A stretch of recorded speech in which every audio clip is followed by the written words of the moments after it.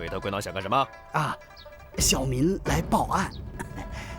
报案啊，小民有重要案情报告大人。进来吧。你说什么？一个姓杨的杀人劫财？正是。那你是怎么知道的呢？啊，是那杨毅在酒馆里头当着众人亲口说的。杀人越货的事儿，他会当着众人嚷嚷，这可能吗？他要是不拿出来从被害人身上抢的100两银子，我也就只当他吹吹牛皮了。可那白灿灿的银子，真是不假呀。好，人命关天的事马虎不得。赵捕头，在。你跟这位老板去南城的枯井看看。卑职遵命。阿柳、阿贵在，去城南，快！是。哎，发生命案了。做你的饭去吧，跟你没关系。到底怎么了？啊，有人来报案，是真是假还另说呢。那你们干嘛去啊？赵捕头啊。大人。算了，人命关天，我还是自己去一趟。大人何必呢？依我看，这家伙十有八九是胡说八道。等我去探探虚实，如果真有其事，您再出马也不迟。也好看仔细些啊。报信了，走吧。大人，吃早饭了。哎，你说什么？吃早饭了。哦。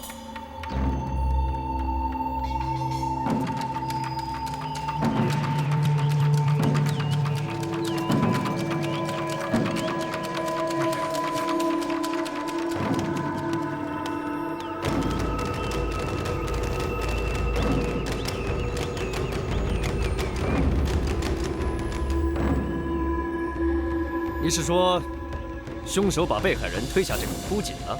对，杨毅是这么说的。那就下个人看看。阿贵在，你个儿小，你下。是。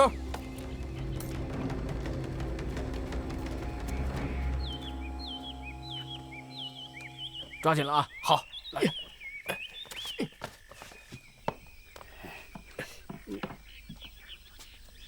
再放下一点。你说是在城东的什么酒馆听到的，对吧？对，是城东的邹记酒馆。那个酒馆的酒劲儿可真不小啊！此话何意啊？尽让人说醉话。捞上来，快拉上来！来。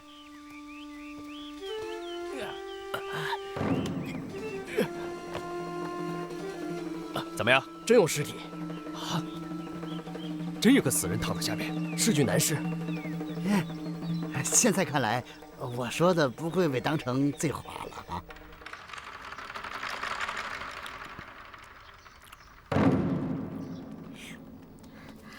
官人。大人！大人！大人！哎，官人怎么了？大人！官人！哎，怎么了，夫人？哎呀，看样子出了人命案了啊！哎，你赶快过去吧。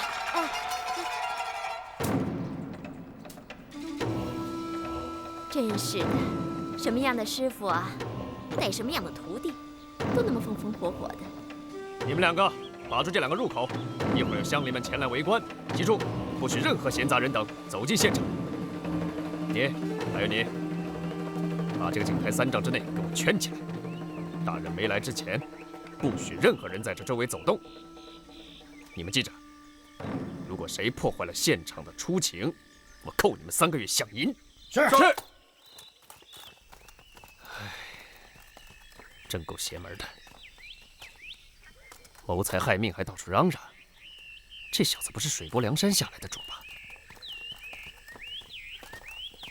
哎，大人，本来以为是句醉话，没想到确有其事。看来这道听途说的话也不能全部信。是啊，大人，尸体还在井下，是不是让人马上打捞上来？不着急，先看看周边情况。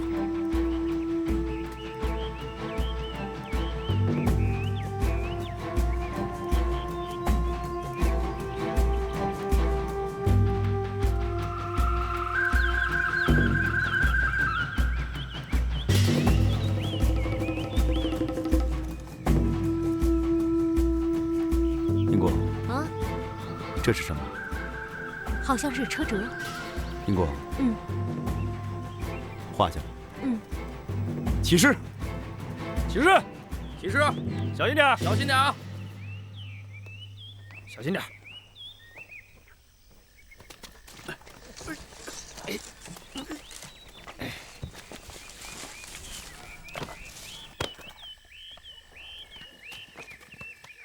你可知？哎，报案人呢？报案人，报案人何在？报案人，大人，像是怕惹是非吧？匿名报信的人都是这样的。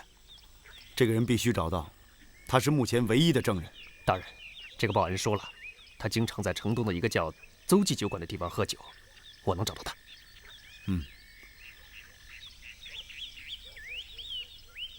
英公，哎，验吧。好。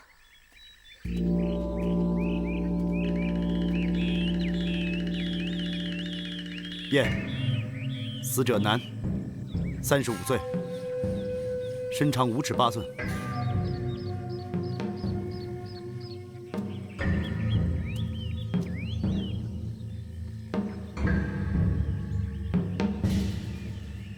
衣服右下摆有破洞，上宽下窄，乃是硬物钩刮所致。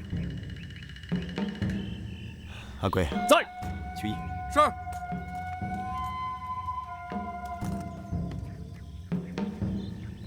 慢点儿。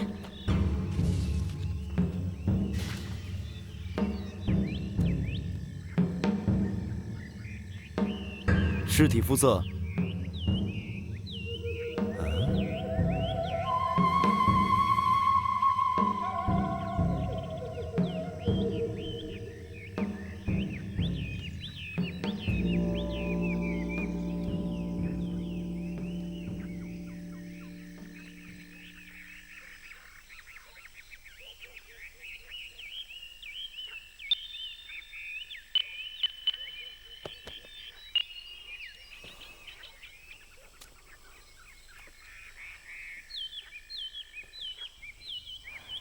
大人，看来这人的死因不像报案人说的那么简单。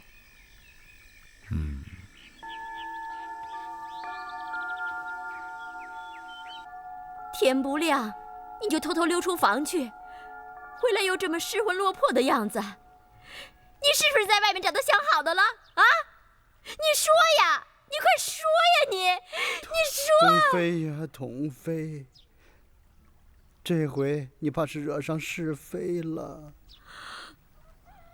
啊，这么说，你真是夜猫子偷腥去了你这死鬼！你把话跟我说明白，否则我不活了！你说呀！别闹！怎么会是他呢？赵捕头在此处搭一席棚，陈放尸体，日夜守候，不得耽搁。遵命。来，你们几个在这儿搭凉棚，手脚麻利点啊。阿六在。你带几个人在这儿给我守着尸体，记住，千万不能出岔子，否则的话，我扣你们。扣3个月俸银。头，你就放心吧，兄弟们就靠这点俸银养家糊口了，可不敢让你给扣了。去吧。是。知道就好。别来不来就扣人家俸银，当心弟兄们造你的反。他们敢。嘿，不过大人，我跟你说，这招还真灵啊。是吗？哎，你刚才说杨毅的家离邹记酒馆很近，是吗？对，在城东。行，去吧。是。阿贵在。抄家伙，随我去缉拿凶手。哎，我可没说是凶手啊，嫌疑犯。卑职遵命。走。英国啊。哎，大人，你告示都拟好了，随时可以去张贴。手脚都挺利落啊。哎，你跟我去贴告示。大人，我们走了。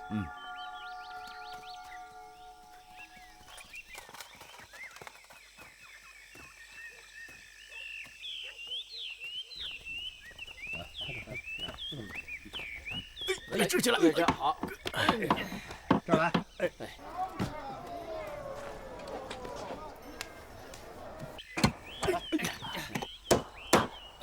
定紧了啊！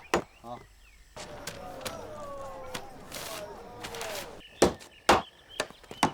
好，行。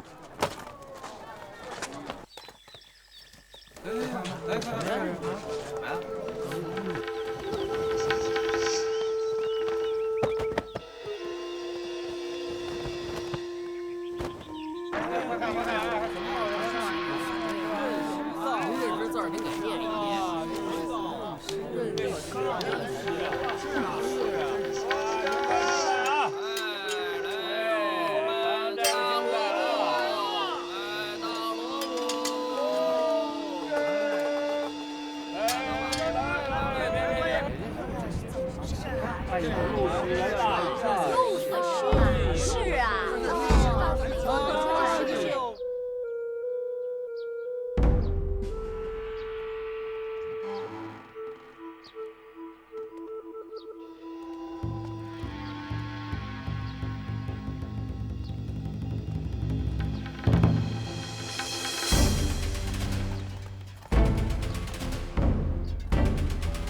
杨毅，杨毅何在？何人喧哗？哎呦，哎呀，哎呀！昨天晚上我就是在这儿过的夜呀。你就是杨毅？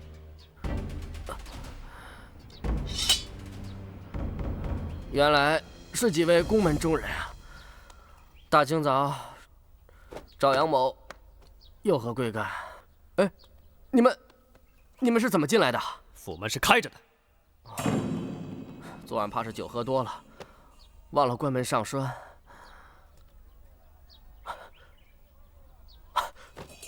哎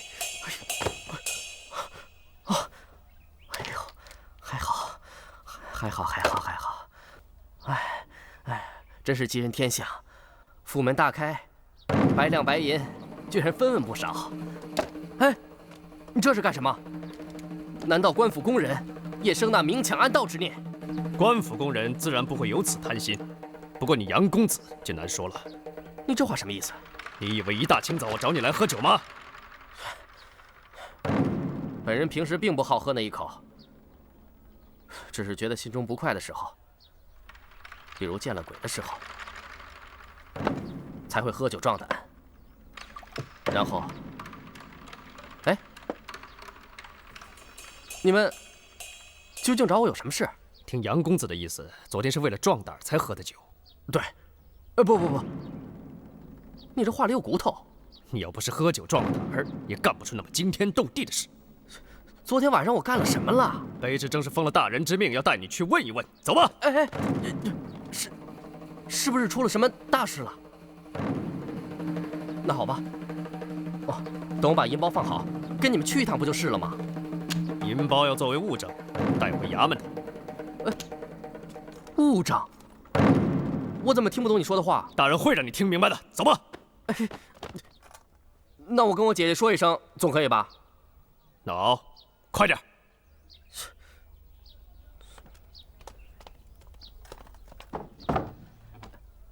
姐姐，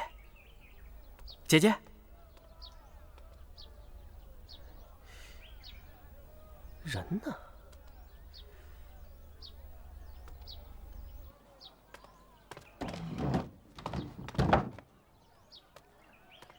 姐姐。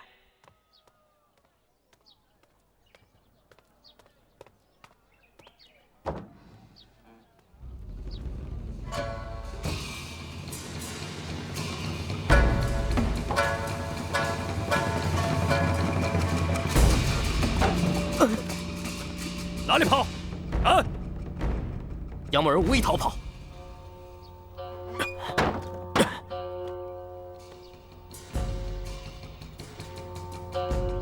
不是去见宋大人吗？那就走吧。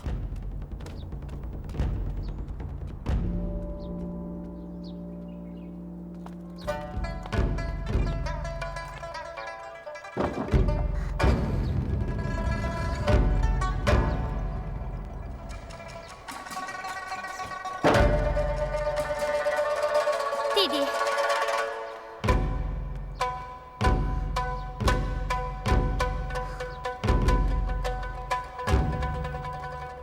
哎呦，你是不知道啊！什么事儿？什么事儿？反正我是直发抖啊，那是从城南枯井里捞出来的，吓死人了呀！哎，那你看清楚谁了吗？哎，这可没看清楚。据说呀，是个富商。哎呦，那肯定就是图财害命啊！是啊，那衙门里都贴出告示了，可是现在还没人去认呢。就是啊。你们在说什么？谁死了？谁死了？哎，杨大姐，你这是怎么了你？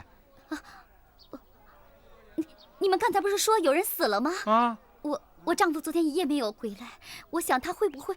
那你去看看呀。对啊，就是。不会的，不会的，我想不会的。哎呀，会不会的，去看看就知道了。就是啊，自己去，快去！谢谢啊，谢谢。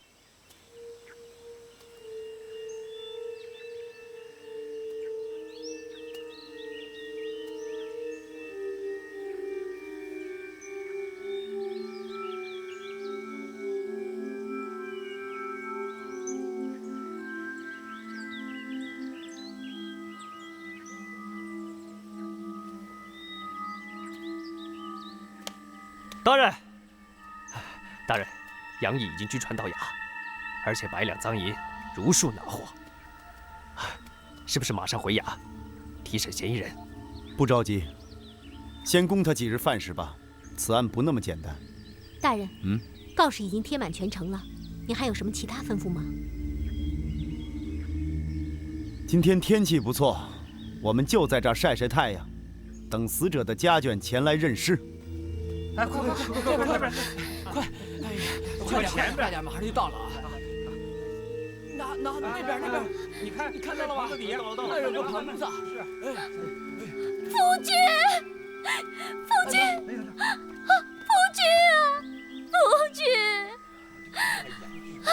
你常年在外奔波，为妻日盼夜想你回到家中，谁知你刚一回来就遇害身亡，你让为妻今后怎么活呀？不如我随你去了吧。哎，干什么？这位大嫂，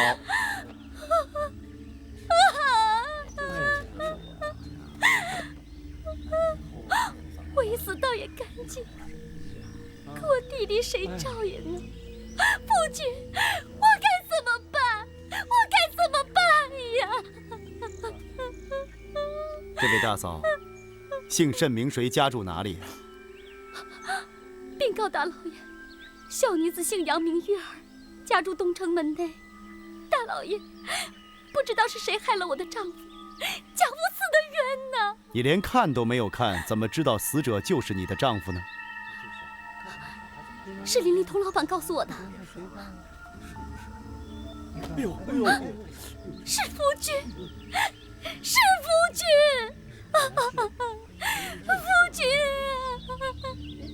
你在生意场上究竟把谁给得罪了，竟遭人暗算？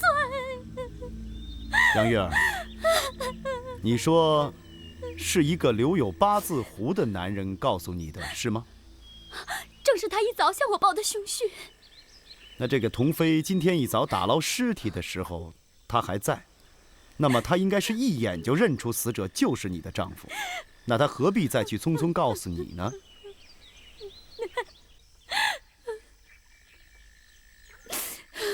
杨月儿，你丈夫是常年奔波在外做生意的，是吧？家父为了我们这个家，常年在外奔波经商，难得回来。可谁知道前日刚回来，便遇此大难。我的命好苦啊！那你知不知道他有没有与人有金钱上的瓜葛，或是与谁有仇呢？家父从来没有跟我说起过这事儿，邻里对此事也一无所知。不过，既然是生意场上的人，与人结怨，怕也是在所难免的。他回来以后身上一定是带有重金的。家父带回来了100两银子。这100两银子不在了。不，银子分文不少。银子还在。杨月儿，你既是姓杨，又住在城东，那你认不认识一个叫杨毅的人？杨毅？嗯，那是民女的胞弟。杨毅是你的弟弟？对啊，大老爷，我杨毅弟弟他怎么了？啊！杨玉儿，不巧得很，有人指证杀害你丈夫的人就是杨毅。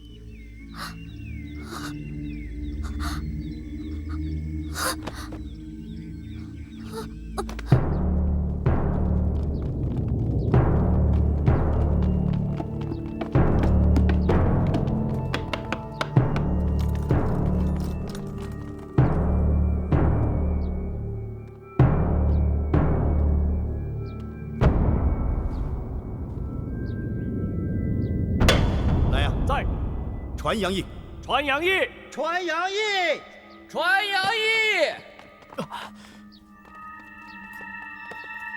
走。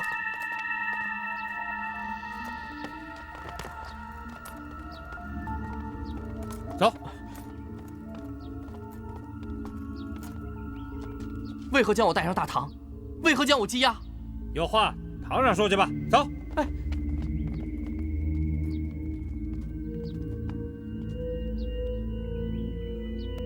走吧。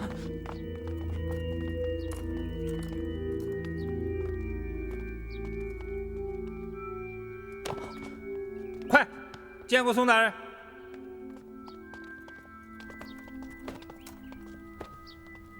小民叩见提刑大人。堂下被告姓甚名谁，家住哪里，家中还有何人？什么？被告？大人，小民究竟犯了什么事成了被告？是谁诬告的小民？公堂之上按本官所问回答，姓甚名谁，家住哪里？小民姓杨名义，家住城东门内。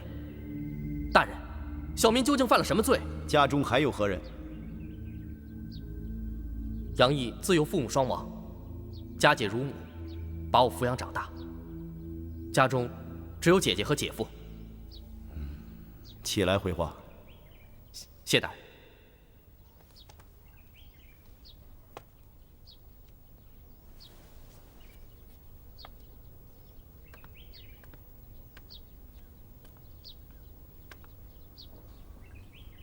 杨毅，你是做什么营生的？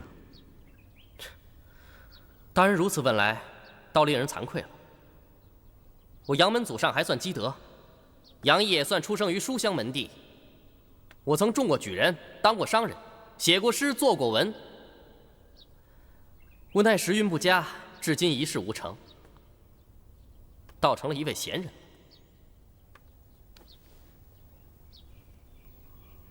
杨毅，你说话不仅直率，而且诙谐。但是你有没有想过，你的言行在大庭广众之下，有言过其实、哗众取宠之嫌呢？言过其实，哗众取宠，乃文人所忌。可你刚刚说过，你不仅是个文人，而且是个商人。我也只是偶尔和姐夫跑一次码头，但终因不堪忍受那坑蒙拐骗的奸商所为，而发誓，从此宁愿饿死茅庐，也绝不从商做贾。看来你倒不失为是一位正人君子啊。可是你仅仅陪你姐夫跑了几趟码头，身上毕竟沾染了言过其实的恶习。我说过，杨某并非言过其实之人。那么说你平时不讲大话和瞎话？杨某一般不说假话。那今天在公堂上，你讲的是真话还是假话呢？句句真话。那天在酒馆里呢？昨晚，酒馆毕竟是酒馆，所以如何？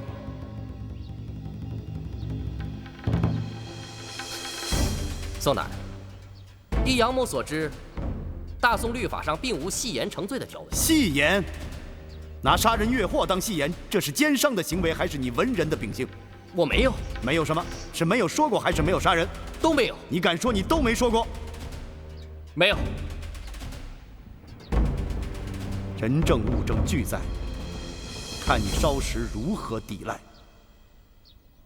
人证、物证，什么物证？谁是人证？什么？让家夫上大堂作证？童飞现在在哪儿？家夫他，这位官差老爷，家夫他缠上什么官司了吗？听你所言，倒是知道有这么回事啊。不，我哪知道什么事儿啊？你丈夫今天早上是不是出去了？啊，他干什么去了？他天不亮就出去了，也不知道去干嘛了。总觉得他回来后神色有些不对劲儿。他怎么不对？其实也没什么不对的。他回到家里啊，倒头便呼呼大睡，这一觉睡到日上三竿，然后就上路了。上路了？你是说他逃跑了？这怎么说是逃呢？家父是做生意的，一年到头奔波在三江六码头。我问你，他现在在哪儿？四海为家，那可说不准。看来你是不想跟我说实话了。我真不知道他去了哪里，你让我怎么跟你说呀？那好，你就到提刑衙门的公堂上说去吧。我相信大堂上的板子夹棒会让你说实话的。走吧。不，小女子一个妇道人家，没由来的吃官司，让我今后怎么做人呢？我不去，我死也不去。但凡本捕头要上门请的人，没一个情愿要去的；但是本捕头要请去的人，没一个请不去的。带走，走，走，我不去。我说，只要不让我上大堂挨板子，我说就是了。不过官差老爷，你得先告诉我，家父他究竟犯了什么案子啊？其实他也没犯什么案子，他早上到提刑衙门报了一个案，又无缘无故走了，没有留下任何证词。宋大人为了破案，让我带他去录一个证词。完了，就这么点事儿？就这么点事儿？就这么点屁事儿？嘿，那死鬼何必这么大惊小怪的？哎呀，他怎么又大惊小怪了？老娘只告诉你家父的去向，别的一概不知。那好，你说吧，童飞现在在哪儿？阿贵，在。去掉刑具。是。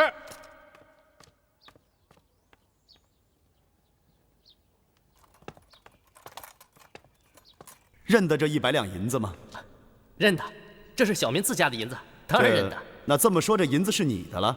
不，确切的说，是我姐夫经商做股赚来的。那天在酒馆里，你不是这么说的吧？我说了，酒馆毕竟是酒馆。昨夜我在酒馆是说了一些醉话，可那是语言怄气说的。我杨毅平时连鸡都不敢杀，又何谈真的去杀人越货呢？那这么说，这银子还是你姐夫的？正是。杨毅啊，本官就要问问你了，你们姑舅平时关系如何？以前姐夫待我不错，我对姐夫更是敬若长辈。可这次怎么了？嗨，家务琐事，不值一提。这次你们姑舅间吵架了。你怎么知道？而且在气头上，你说了些不该说的话。宋大人是想诱供小民吗？杨毅，本官是想让你说真话。究竟让我说什么呀？就说这100两银子吧。这我说过了，这100两银子本来就是我姐夫的。是你说过这100两银子是你的，你也说过这100两银子是你姐夫的。可是那天在酒堂当着众酒客，你是怎么说的？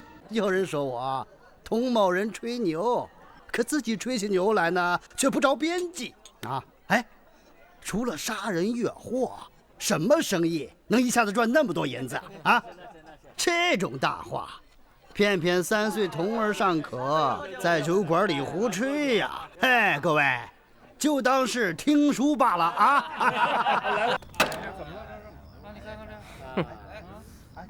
我杨某最看不惯的就是专靠吹牛哗众取宠的小人。今天偏偏要让他当众栽面子。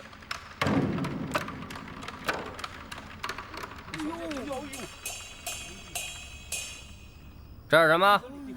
看看。怎么？你们都不笑我啊？都不捧他了？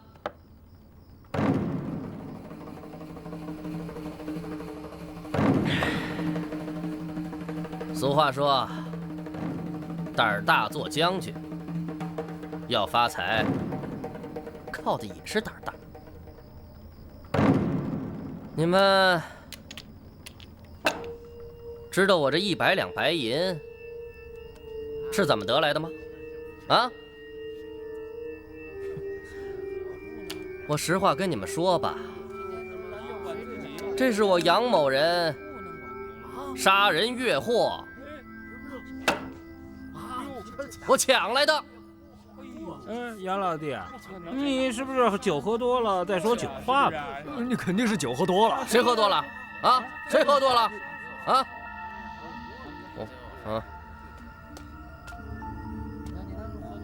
我杨某从来不靠吹牛哗众取宠。跟你们说吧，昨儿晚上在城南门外，我看见一商人模样的外乡人，身上背着1包白银。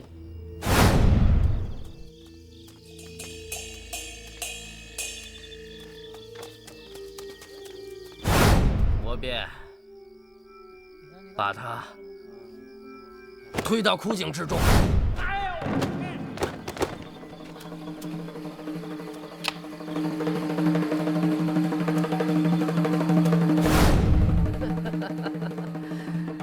谁敢让我们杨家不安宁，我杨毅可是什么事儿都敢干，这就是例证。什么叫城南门外？什么叫有人被推落枯井当中？我说过，酒馆里的酒话不当真。说实话，我连城南是否有一口枯井都不知道。城南门外真有一口枯井，而且还真有一具尸体躺在里头。当时在酒馆里，无非是借着酒兴随便一说。可大人却说，城南真有口枯井。对，而且还真有尸体。对。我觉得，怎么像是在梦里啊？是啊，怎么这么巧呢？怎么这么多巧事儿都被你一个人给摊上了呢？不，难道大人真的怀疑是我杨毅杀人越货？你说呢？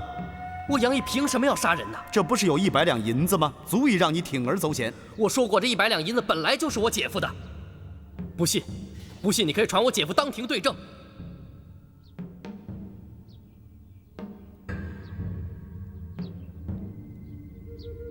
说得好，你姐夫现在在什么地方？姐夫回家后，和姐姐拌了几句嘴，我也不知道去哪儿了。这么说，你姐姐和你姐夫也闹得不愉快？夫妻间偶有口角，没什么大不了的。夫妻间偶有口角，确实没什么大惊小怪的。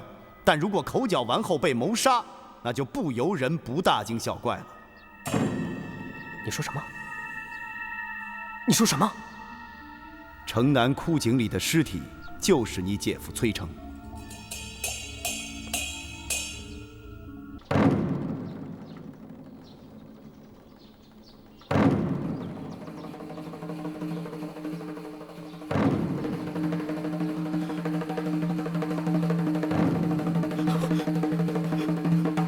姐夫，姐夫！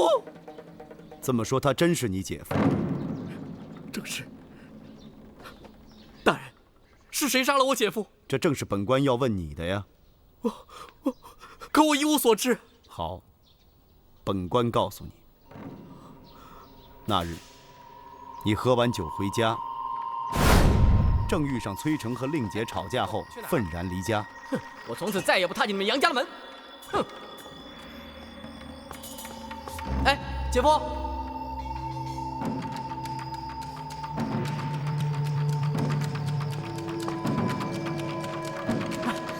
姐姐，你怎么了？哼！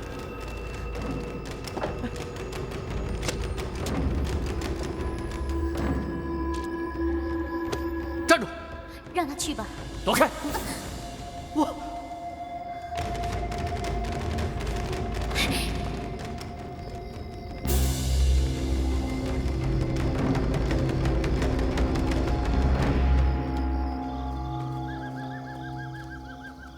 崔成带上那包银子离开了家，却不知你一直尾随着他出了城南门外。到了城南门外，你见四周无人，便上前拦住了崔成。站住！你想干什么？你走可以，把银子留下。凭什么把银子留给你们？哎，你在我们杨家寄居10几年啊，想拍屁股走人啊？你还好意思说出这样的话？这10几年来，你们姐俩要不是靠我去挣银子养活着，早就喝西北风了。你说这话也不怕闪了舌头？我们杨家有家产，谁靠你来养活？你嘴上说的硬气，那你倒是出去挣银子给我看看。你只要挣回1两银子，我崔成立马买块豆腐把自己撞死。好，你敢侮辱我，我让你现在就死！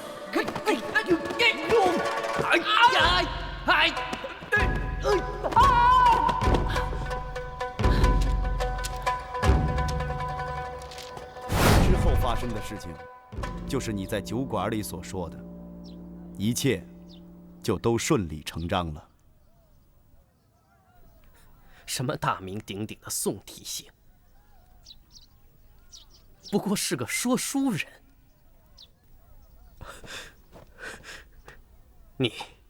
你也算识皇家俸禄多年的刑狱官，你见过有真的杀了人还到处张扬的凶手吗？有，不多。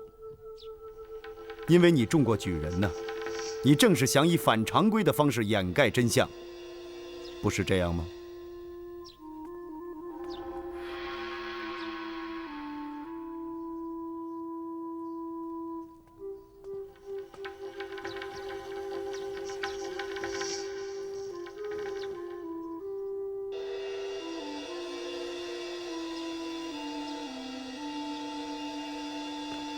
大人，此话怎讲？因为世上实在是少有先杀人后张扬的凶手，所以你才张扬。你知道酒客们不会当真视听，只能当作儿戏，所谓欲饮故险之计吗？你胡说！好，本官姑往言之，你也姑往听之。要想证明你不是凶手，需回答本官一个至关重要的问题：什么？你姐夫为什么毒打你姐姐？你怎么知道他打了我姐？他左脸颊上的伤口不会是在墙上碰的吧？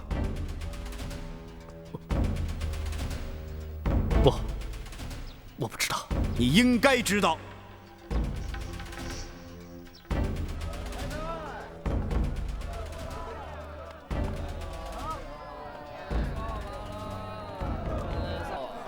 豆腐，便宜卖了嘿！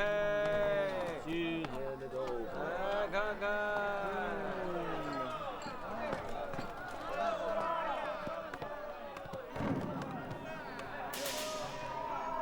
童老板，恭喜发财啊！哦，哎，我们家老板没在店里，不知道这位大爷是？哦，在下是你们家老板的同乡。哦，他家里托我捎一个口信儿，不知你们家老板现在何处啊？啊，我们家老板在东街的来生客栈，他刚才还说要到湖州去进货。哎，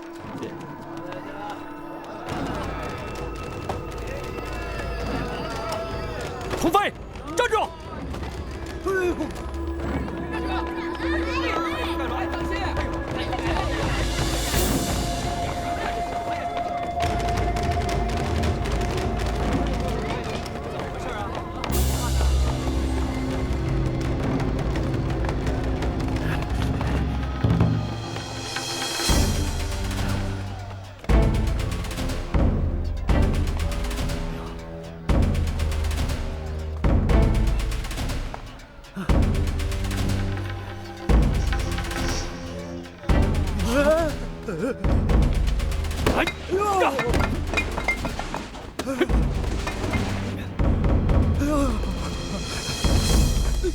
大爷功夫的确了得呀！打住！赵捕头啊，你真是你！哎，你花了那么大的功夫，如果真把凶手给抓了，那还值了。听你说这话的意思，我还抓错人了。哦，人倒是没抓错，只不过他不是本案的凶手。行了行了，义公，你行了。人家千辛万苦找来的证人，他这袖手旁观，这岂有此理？这凶手不是童飞啊！不是。你凭什么说凶手就是童飞啊？啊？我是押童妃回衙的路上，我就在想，这童妃至少有3大疑点。好了，其一，不用说了。你说这个童妃有3大疑点是吧？这样，英姑，咱们今天让赵捕头坐堂审一次案，我们旁听，你看怎样？好啊，好啊，好，来，没事。来呀，坐下。大人，坐。这捕头坐堂审案，这有失。哎，坐下，有什么不可以的？你不用害怕，又不是升大堂，无非是把他叫到这个厅堂里问一问。就是嘛，来呀，带童妃。哎呀，大人，你这不是赶鸭子上架吗？说不定啊，那个鸭子还自己的嘟跑上来了呢。你少说风凉话行不行？有胆你也坐一次大堂看看。你这话什么意思啊？你明知道我是女人，是不可能坐在那儿的。哎，大人，你看这，你跟我风言风语几百句了，我怎么说一句你就翻脸呢？你，我女人敢跟你们男人翻脸吗？行了，你不是说有3大疑点吗？你坐，你来审啊！你坐，干什么你？大人，我要是审得不合章法，你不要袖手旁观呐。你放心，你来审啊！禀告大人，错了，大人在那儿。禀告大人，可是那个童妃带到啊？正是，带上来。我跟你说，把童妃带上来，你听见没有？没听见啊？是。不错，过来，走。大人在上。错了，那才是大人。童妃，你可知罪？捕头大爷，小民不该见了衙门差官就跑，现在我知罪了。仅此而已吗？还有，小民向官府报案以后，不该不辞而别。还有呢？还有什么呀？本官要问的是，你报案之后为何要不辞而别？案发后又为何要仓促离家？见到我及本衙工人，又为何要逃跑？这3点你必须从实招来。如有半点虚假，本捕头这双手掌你可是见识过的。我说，小民一定从实说。大爷所问3点，其实只为1点。当初我在城南门外不辞而别，是因为什么？因为小的认出了死者是谁呀？小民实在没有想到，那井中的尸体竟是杨毅的姐夫。既然你不是杀人凶手，你认出了死者，为什么要逃跑？因为，当时小的一认出死者是崔成，心里就想，凶手一定不会是杨毅了，因为杨毅和崔成，他们姑舅关系一向不错，而且那杨业身无正业，还是靠他姐夫崔成经商赚银子养活的。杨毅再怎么着，也不可能杀他姐夫啊！这一切都与你无关。我是问你为什么逃跑？因为被杀的是杨家人呐。邻居街坊们都知道，我们童杨两家存有积怨。我想，既然杨毅不可能杀他的姐夫，官府肯定会另找凶手。虽然报案的是我童妃，可官家要问我个恶人告状栽赃杨毅，那岂不自惹麻烦吗？所以我想趁早一走了之。你说的好像是有点道理，可你分明在避重就轻。大爷，此话怎讲？那么本人就把案情叙述一遍，如何？那小民只有洗耳恭听了。你们童杨两家皆有夙愿，而你和杨家的招赘女婿崔成又是生意上的对手。俗话说，生意场上无人情，所以平日你们就相互记恨，恨不得铲除对手，横财独发。这恐怕合情合理。那日崔成经商半年，挣得100两白银，高兴地回家而来，路过贵府的门前，碰巧与你相见。你们是对手相见，分外刺眼。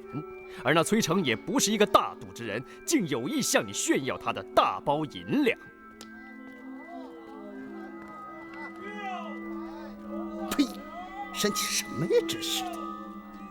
来了来了，老板，来买台酒。哎呦，这么大还找不开啊！你就留着吧。啊，谢谢谢谢。哎，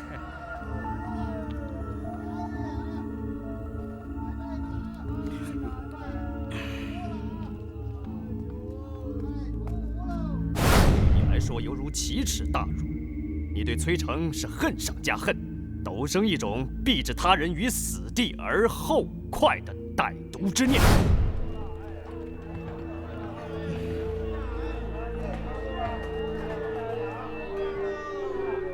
俗话说无巧不成书，在你伺机寻找机会的时候，机会就来了。就在当天的晚上，崔成又一次路过你家门口，向城南而去，而你尾随其后，跟踪而去。你见四周无人，便下了毒手。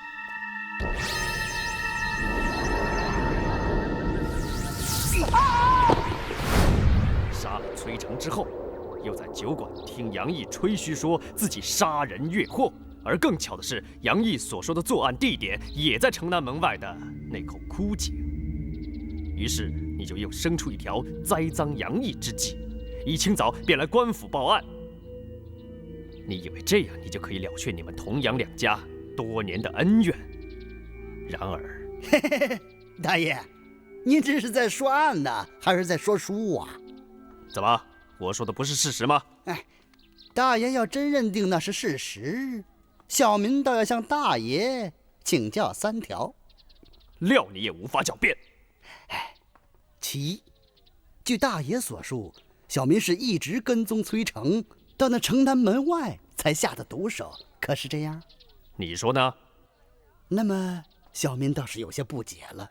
就算童某怀有杀崔成的祸心，那崔成半夜3更到那城南门外干什么去了？难道是有意找个没人的地方让童某下手？这个。其二，要是崔成真是童某推下枯井的，那么童某是知道枯井之中的尸体是谁的，那我要溜也早就溜了，为什么要等尸体捞上来以后才溜呢？这个。其三，要真是童某杀人，按常理是封住嘴巴，善孔不密，又怎么会向官府报案？难道是我姓童的脑子出毛病了？不用着急，慢慢想啊。童某既来之则安之，耐心等待就是了。你这人油嘴滑舌，本人不愿与你多说。大凡奸商都有巧舌善辩之长，不过这位童老板话中尚有破绽。你是来看我笑话的吧？大人让我来帮你。姑娘说在下话中有破绽，不妨说来听听如何？其实啊，刚才本衙捕头已经对你做出了一番推断，这个呢只不过是假设，既然是假设，就不是被认定的事儿。我们呢只不过是想通过这种假设推断出本案的真相。赵捕头，是这个意思吧？对呀，我就是这个意思。童老板，刚才本衙捕头问你为何要报官，你为何避而不答呢？这个他问了吗？好像是问过。赵捕头，你刚才问过吧？我当然问了。那是小民没有听清楚啊，没关系。既然如此，那么本姑娘再问你一次。据你自曝，你举报的杨毅杀人越货一案，是杨毅在酒楼亲自说出，可是这样？是啊。当时酒楼之中，除了你童老板外，是否还有其他客人？多了去了，当时满堂的顾客全听见了。既然如此，为何其他人都不相信，只有你相信并且举报呢？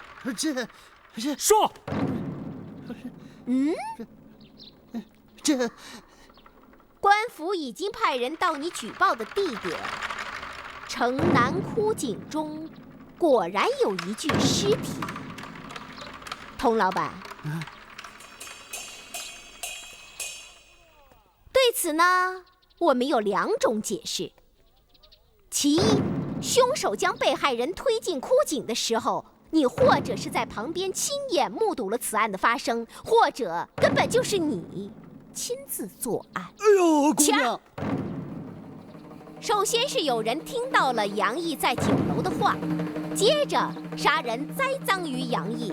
可这除了与杨家结有怨仇的童老板之外，还会有谁生出此种歹意呢？说。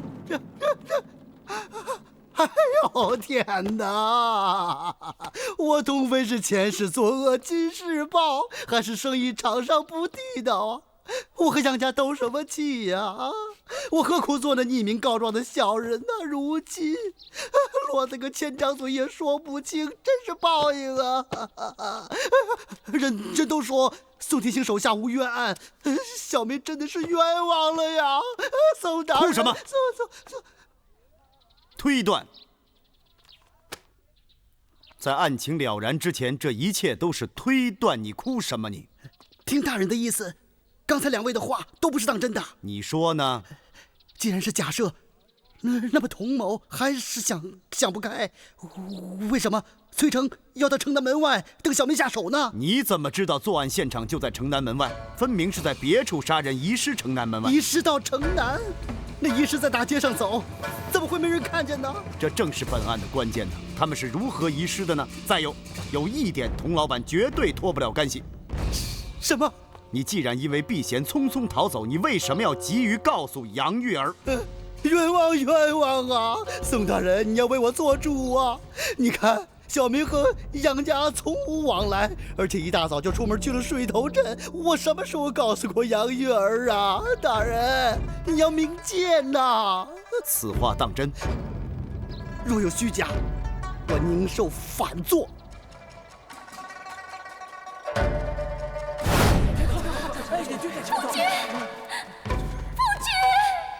夫君！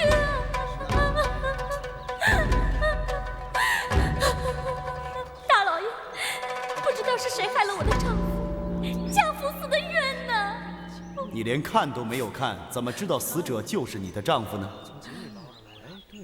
是邻里童老板告诉我的呀。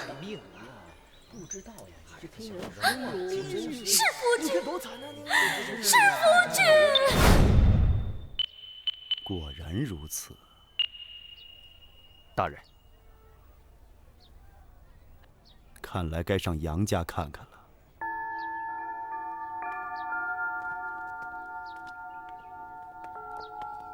哎呀，这一整天连水都不喝一口，这样下去怎么得了啊？是，出了那么大的事儿，摊到谁家也受不了。是啊，是啊，死了的已经死了，也不能复生啊。他现在最揪心的呀，就是他的弟弟杨毅啊。是啊，哎，今天我听衙门里传出消息说啊，走。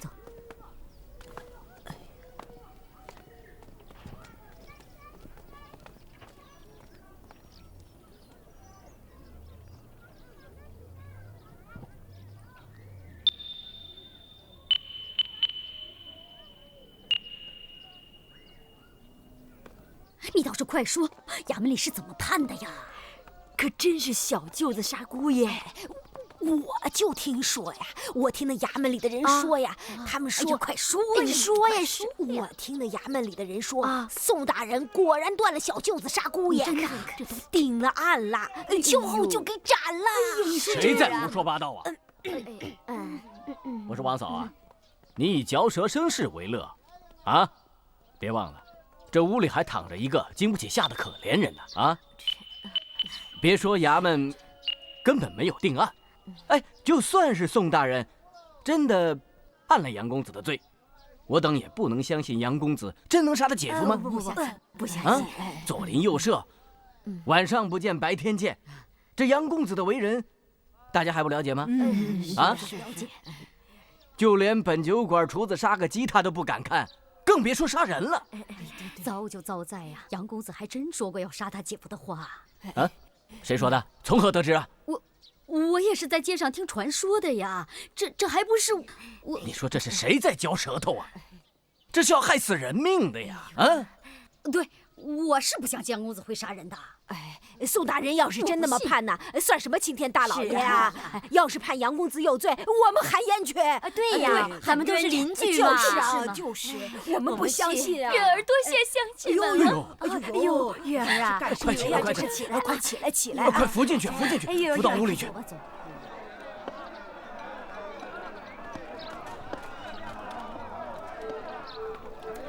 大人，邹记酒馆和杨家只有一墙之隔。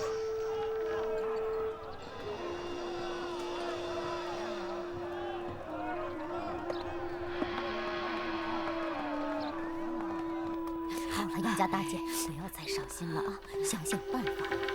坐下。好了好了，小二，来。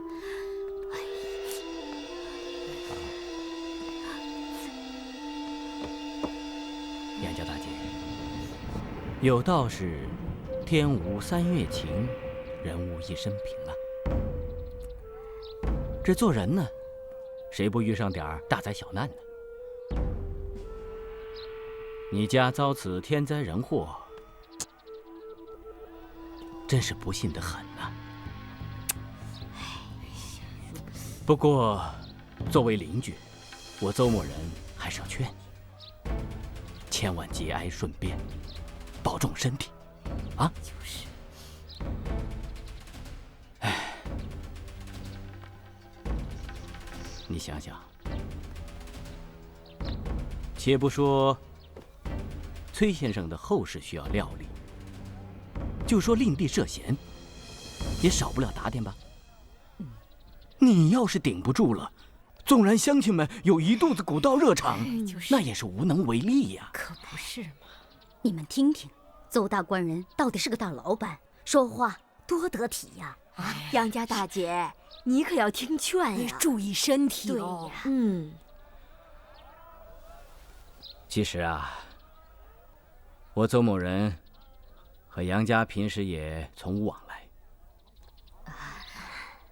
只是看到邻里大难临头，我邹某人不忍心袖手旁观呐。是啊，有邹大官人帮助出面，我们杨家大姐可就有依靠了。我说杨家大姐啊，你就吃点吧啊！哎，小儿，来，吃点。哎，吃点吧。哎，吃吧。杨家大姐，对呀，吃吧，吃点。给邹某人一点脸面吧。啊，快点，吃吧，听话，吃点啊！哎呦，你说，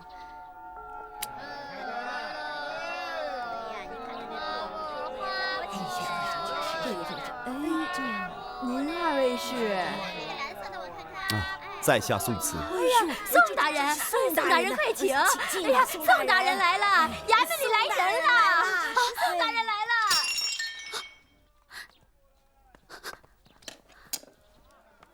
宋大人，哟，看来倒是宋某惊扰了各位了啊！抱歉得很，抱歉得很。刚才邻里们还在盛赞宋大人断案如神呢，不想说曹操，曹操就到了。杨家大姐这些天有些担惊受怕，所以神情有些恍惚，所以才……哎，小儿来，扫干净。乡亲们，我们能在这儿遇到提刑大人，真是万分荣幸呐！是啊。宋大人，我弟弟是冤枉的，他与家父向来都是和睦相处的，我弟弟怎么会害他的姐夫呢？请宋大人明鉴呐！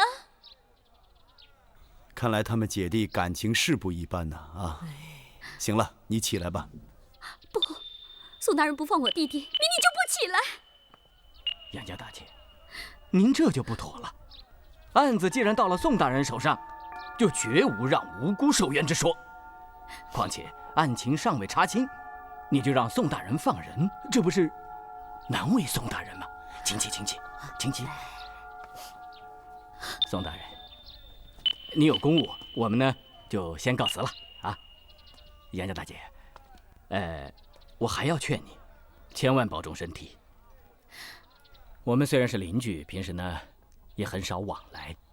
哎，以后需要什么帮忙的，尽管开口啊。俗话说，远亲不如近邻啊。宋大人，您有公务，我们就不在这儿打扰了。还是邹老板说话古道热肠啊！邹老板，店里生意一定红火。哪里，只不过是……哎，宋大人怎么会知道在下姓邹啊？那不是你店里的招牌吗？要不，人怎么说宋大人断案如神呢？啊，什么小事也漏不过宋大人这双神眼呐。也有看不出来的。哦，什么？人心。好，宋大人言之有理。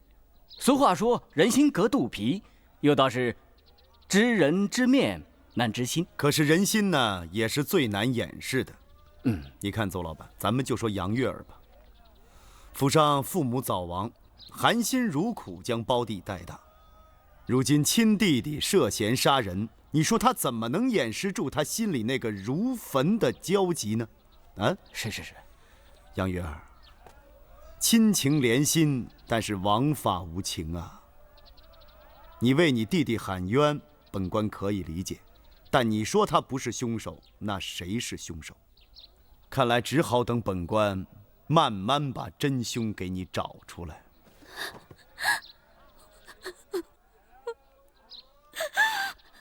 爹娘，你们怎么就这么狠心？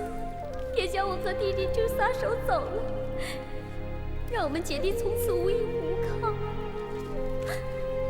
爹娘，有道是长姐为母，今后女儿一定会像爹娘一样疼爱弟弟的。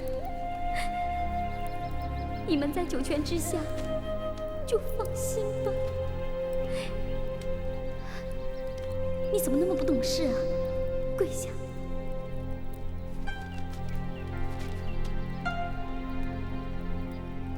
乖，别乱动啊！小辫子是吗？别乱动。姐。哎，这俗话说人是铁，饭是钢，他一顿不吃饿得慌，是吧？你要是听劝，还是把这饭吃了吧。大叔，你能让我回去看看姐姐吗？姐夫遇害，我以后受了牵连，姐姐肯定受不了的。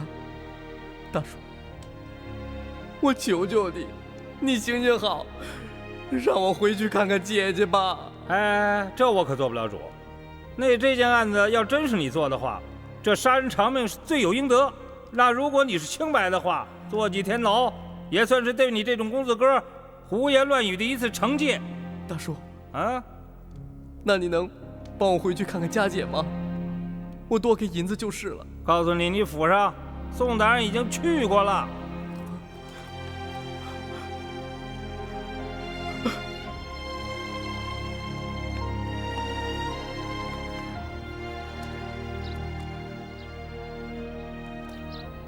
大人，那天他就睡在这儿。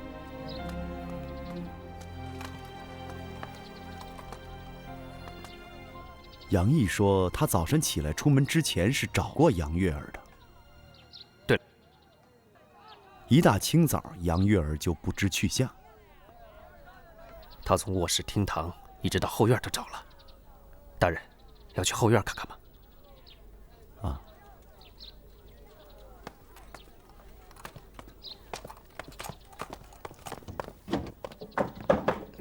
哎，奇怪了，怎么了？昨天这门是开着的。开着的。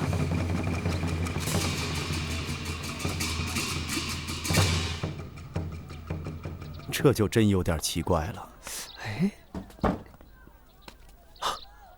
大人，卑职昨天还没注意，现在想起来了。昨天杨毅看见这门开着的时候，表现有点异样。怎么个异样？姐姐，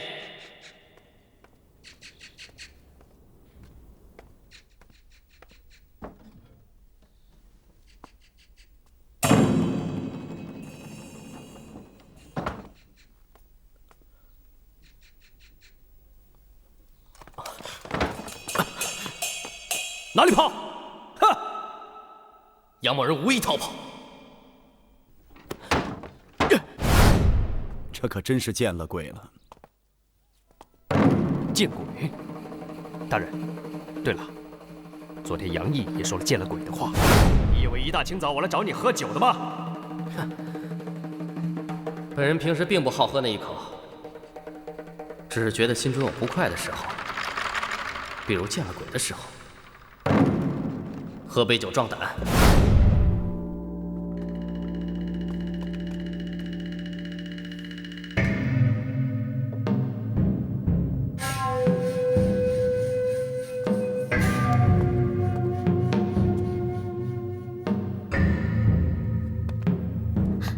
宋大人，那门是封闭不通的。哦，是吗？你看，多亏杨玉儿提醒啊，否则本官今天在这儿就碰壁了。行了，走吧。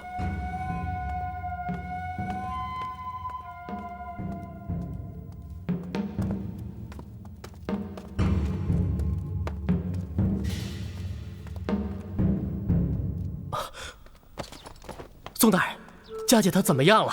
杨毅，府上遭此大难，令姐自然是五雷轰顶，但是还好，没出什么大事。姐夫遇害，姐姐一定悲痛欲绝。可我……杨毅，据本官看来，你这个姐姐心里可只想着你这个弟弟啊。宋大人，你这话什么意思？有件事情本官不明白。按常理呀，家人被谋害，那么亲属一定最关心的就是凶手是谁，好为亲属报仇。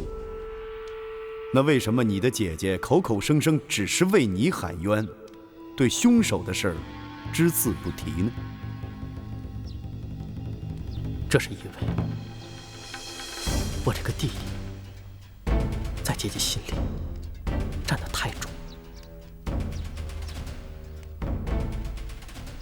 姐夫遇害，姐姐一定悲痛欲绝。如果我这个弟弟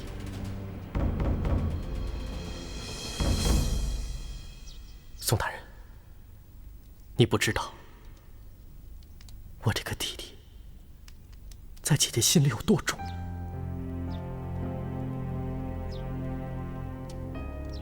我杨毅5岁时就丧失双亲，20年来是姐姐一手把我拉扯大。我们虽然是姐弟，但长姐如母。姐姐疼我如心头之肉。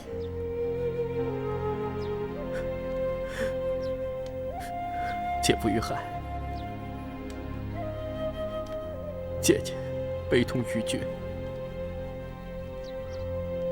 而我这个弟弟更是身陷囹。姐姐的心会疼碎的。惭愧啊，杨毅。本官怎么就没有想到，你们是一奶同胞的姐弟呀？手足之情比什么都重啊！惭愧啊！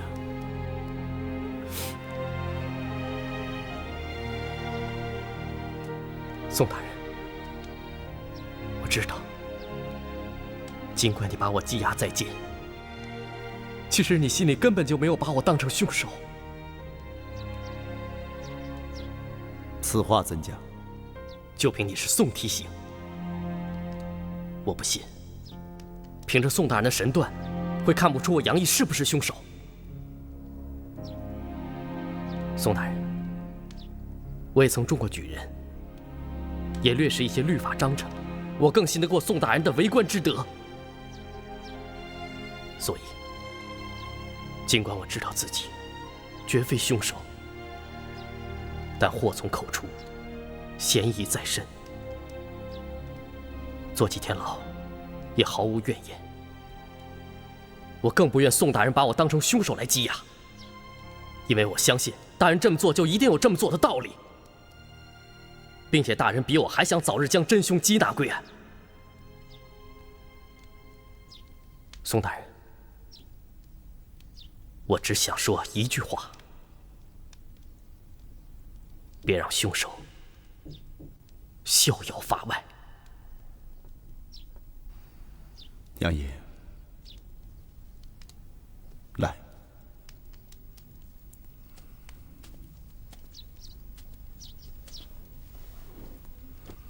杨毅啊，你能这么深明大义，本官非常欣慰。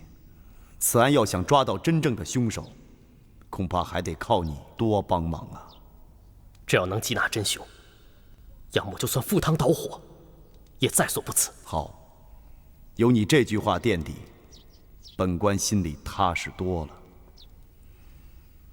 杨毅，不知府上是否有一种药，叫做砒霜的？砒霜？嗯。弟弟，姐姐，你去哪儿了？我去药铺了。姐姐，你得病了？看把你急成什么样了。姐姐没病，姐姐要是病了，谁给我的宝贝弟弟做饭烧茶呀？姐姐去药铺买些药回来。既然姐姐没病，买什么药啊？傻弟弟，姐姐买的是砒霜，毒药。砒霜？姐，你买它干什么？你怕姐姐会服毒啊？傻弟弟，姐姐哪有舍得下你呢？你没看见这家里鼠虫造反吗？这砒霜下药灭鼠最是灵的了。姐姐，这可是砒霜啊，有毒的，千万别沾手，要中毒的。啊！我想起来了，是6月初9。为什么记得这么清楚？因为那天刚好是我生日。唉，6月初9啊。大人，为什么要问这件事儿？啊，没什么。我是说，府上遭此大难，怕令姐万一想不开，这种东西还是收起来为好。那倒不用了，因为药都用完了。干什么用了？当然是灭鼠了。那可看见被毒死的耗子了没有？我也没太注意。啊，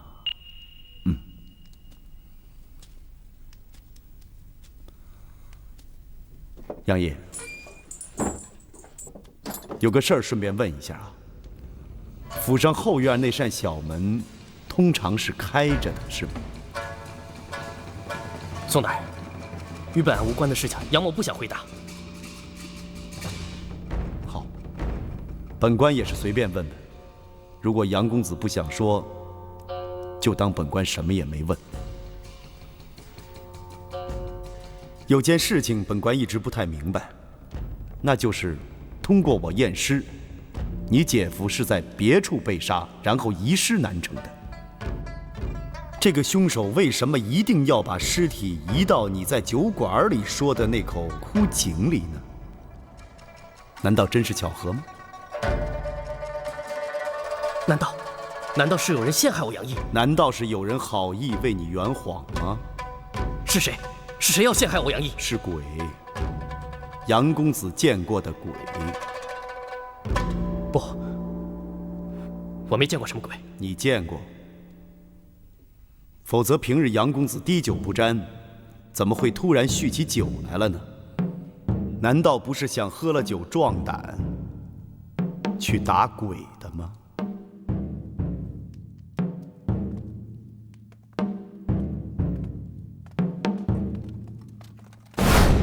公子回来啦！姐夫，这回一定能给姐姐一个惊喜。姐姐，娘子。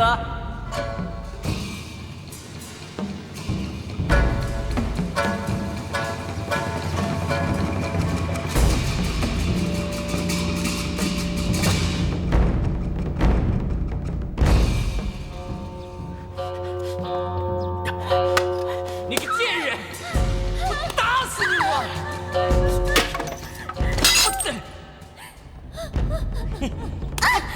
我打死你！我看你还敢不敢了你！看你还敢不敢你！贱人！我打死你！我打死你！我看你还敢不敢了你！我打死你！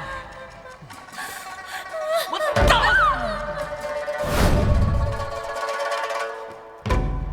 宋大人，宋大人，宋大人！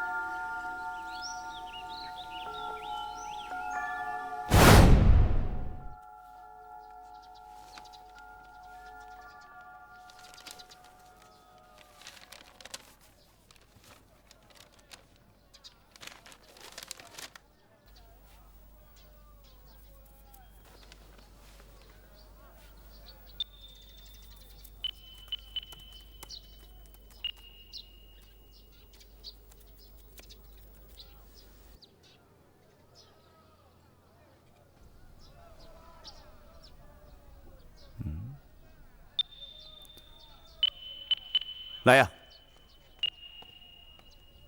大人，去把童飞带来。是。宋大人，小民实在是冤枉啊！你何冤之有啊？那杨家的姑爷的确不是小民害死的呀。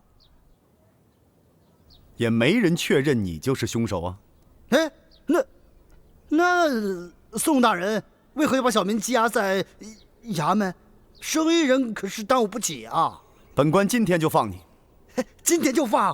哎呦，宋大人，慢！本官今天放了你，不证明你身上就没有嫌疑。真凶一日不归案，你就解脱不了干系。换句话说，今天可以放你，明天也可以抓你。啊，那要是1年抓不到凶手，那小民不是还得监了1年呐？大宋刑律就这么定的，本官也没办法。不过你要想解脱干系的话，需为本官找到一样证据。什么证据啊？你家是住在邹人家酒店的斜对面，对吧？正是。从今天开始，你给我守株待兔，本官要的证据一定会出现的。宋大人，您究竟要找什么呀？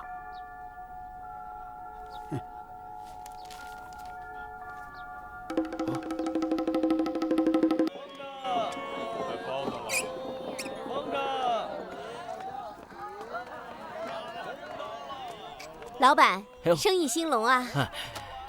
谢谢姑娘吉言。贵地只有这一家药铺，对吗？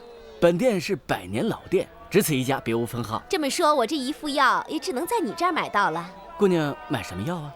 毒药。毒。我这毒药啊，不仅可以毒死人，而且还可以杀虫灭鼠。姑娘说的是砒霜？对，正是砒霜。砒霜是毒药。本店售出以后都有记录的。那你帮我查查。查，我看看啊。 6月初9。6月初9。哎，6月初9来买砒霜的人，我记得。宋大人让我在家门口守株待兔，可这大街上哪来的兔子呀？哎，你在这儿嘀咕些什么呀？哎，我让你在家里待着，别出来，你怎么这么听呢你？哎，你自己惹是生非，常闪官司，坐了几天牢回来，还不许我出门了。你到底想干什么呀你？干什么？我怕你搅了我的正事儿。好，我不管你，可我也不能让你关在家里活活的闷死啊！我得上街去透透风。去，回去，回去！你干什么呀？真是的，你不知道我在干什么。别以为我回来了就万事大吉了。我要是找不着那证据，明儿个衙门还抓我进去。啊？那你在找什么呀？找什么？你看，这是什么？我找这架车。你找车干什么呀？你有完没完了？这是宋大人让我找的车，我怎么知道干什么的呀？既然这样，你倒是满大街给我找去啊！整天像看门狗似的蹲在自己家的门口，你以为别人会把你要的车送上门来呀？懂个屁呀你！这是宋大人再三吩咐的，只能在家门口守株待兔。不过，我也琢磨着，这宋大人他查的是凶手啊，他让我找车干什么呀？哦，明白了，这找车呀，就是找人，就是那个杀人凶手，也就是说，找的那个车的车主，就是杀害崔成的凶手。哟，我的妈呀！那我面对的可不是什么车呀，那就是杀人凶手啊！这还真是有点害怕呀！哎呦，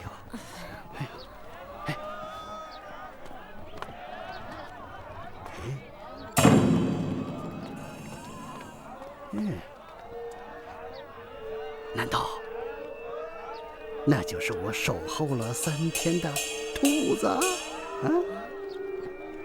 我帮你问问去。你回家待着。你知道那是什么人啊？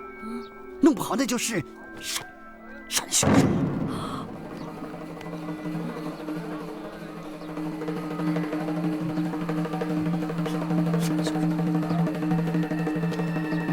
哎，过来！哎呦！哎，来了！哎，给。哎，他是叫卖烧饼的。我以为他看见咱们了呢，吓死人了！有什么好怕的啊？我可是有堂堂的提刑衙门撑腰的。就算他是凶手，光天化日下，我何必怕他啊？你好好在家待着，千万别出去啊！我过去看看。哎，你可要小心点儿。哎呀，我是奉宋大人之命行事的，有什么好怕的？水，再喝一口。看你还说不怕，这手都在抖呢。这是抖啊，这是哆嗦。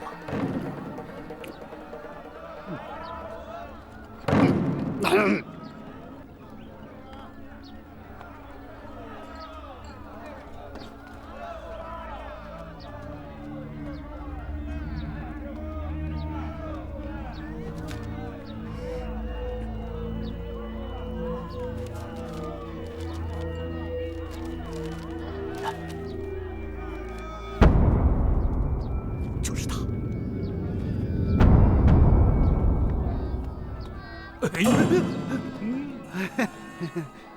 哟，童老板，小子吓着你了吧？没有。哎，你怎么认识我呀？哎呦，你不是那个做绸缎生意的童老板吗？对。哎，刚才你说什么吓着我了？哎呦，这大白天的，谁能吓着谁呀？我只是随便看看。哎，童老板，你不是看上我们酒坊的好酒了吧？对，我常在这个酒馆里头喝酒。嘿，他们家的酒啊，全让我们的酒坊给包了。哎，你是不是也想做酒的生意吧？哟，有眼光！对，我也这么想，我正这么想呢。哎呀，你不知道现在这个绸缎生意不景气呀，我就想改做这个饭酒。那好，等小子赶快把这几坛酒卸掉，你呀就坐上我的车到我们酒坊去，我呀跟我们老板给你说说啊。好好好，好。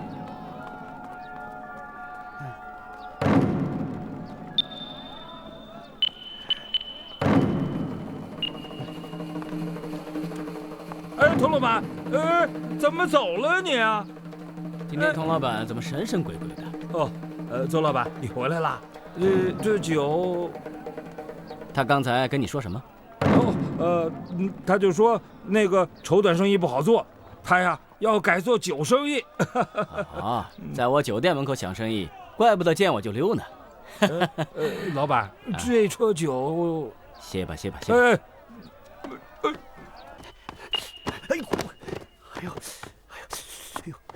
站住！干什么？有事找宋大人。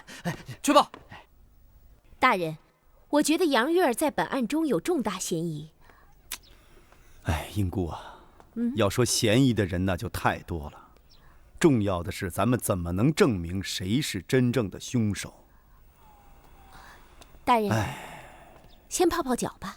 宋大人，哎呦，宋大人，找到了，找到了。那这么说你运气不错呀。哎呦，这3天3夜呀，小民眼都直了。哦，那车你给我带来了没有啊？我一个生意人，手无缚鸡之力，怎么敢轻举妄动的抓人呢？那可是连人都敢杀的凶手啊！凶手啊？你说谁是凶手？那车夫啊。那车呢？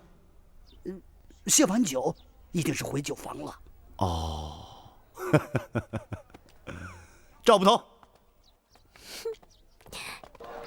快，在前面，快一点，在前面，快点，快点，对，在前面。吁，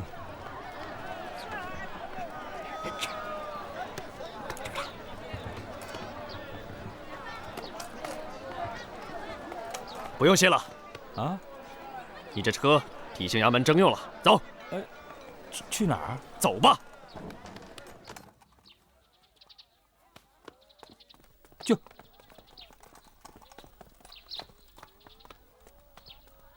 大人，你是车主吧？正是，不知府上要拉什么东西啊？小的听您的吩咐。水。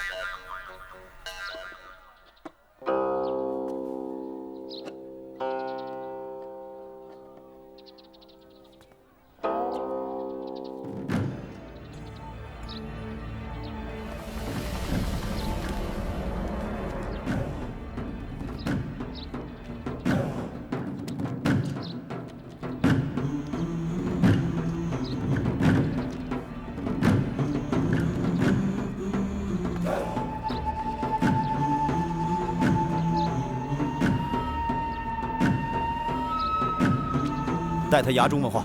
是。大人，走！我冤枉啊！走！大人，我冤枉啊！哎呦，宋大人来了。小二，这课堂之中可还有空座啊？哎呦，实在是抱歉呀，这课堂上天天是顾客爆满，来的稍晚呢，就常常扫兴而归啊。哎呦，看样子咱们只能是扫兴而归了啊！哎呦，宋大人是贵客，就算谢绝了这些酒客，也不能怠慢了宋大人啊。宋大人这边请。好，麻烦了。小二啊，麻烦你了啊！嗨，这本是酒馆殿堂太小，才委屈了宋大人。小二，照我看，你们这个酒店再扩大个3倍5倍的，也不缺客人呢。为什么不筹划筹划呢？其实家主也早有此意，想扩建酒楼，只是左右相加，扩建不开，所以一直未能如愿。哦，那这么说，你们老板还是有这个打算的，是吧？小的对此一无所知。大人您先坐，小的去给您沏茶。好。大人，怎么不见邹人呢？大人，你看，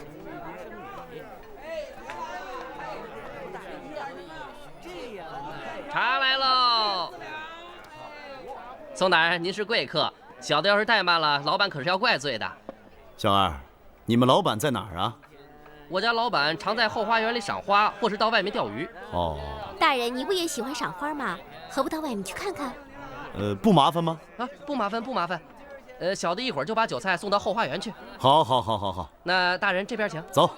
来喽！阿贵在，拿走。酒来喽！哟，客官走了。慢点，慢点，慢点，慢点，接着喝。老爷，老爷。哎，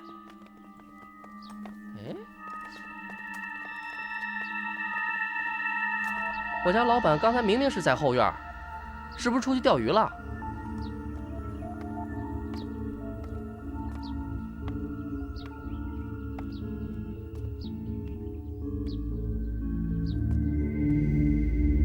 我看啊，哎，你家老爷啊，恐怕是让鱼给钓了。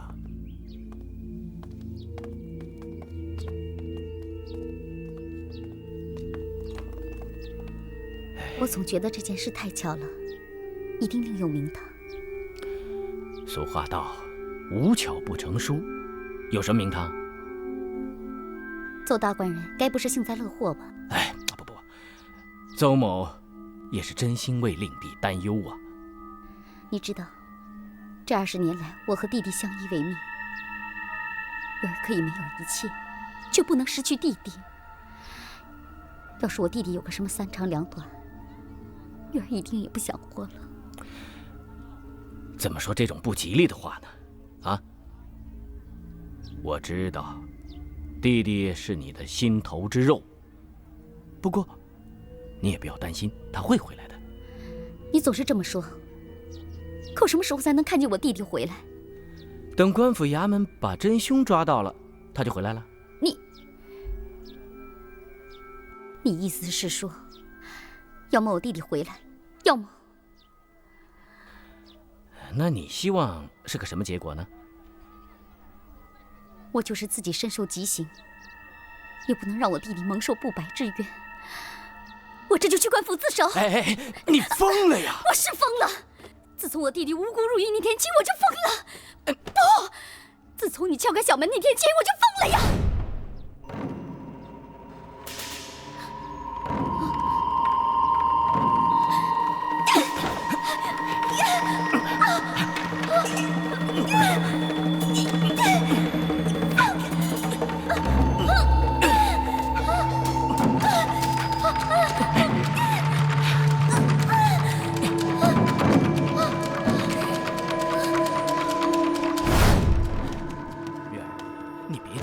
你别急，我想办法，我一定想办法把你弟弟救出来。我对天发誓，我要是救不出杨毅的话，我邹某不得好死。我爹娘在弥留之际把弟弟交付给我，我不能让弟弟受苦啊，你知道吗？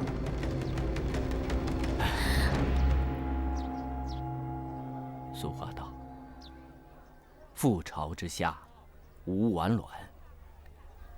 你要保护弟弟，首先得保护自己。你要是去官府自首，毁了你自己不算，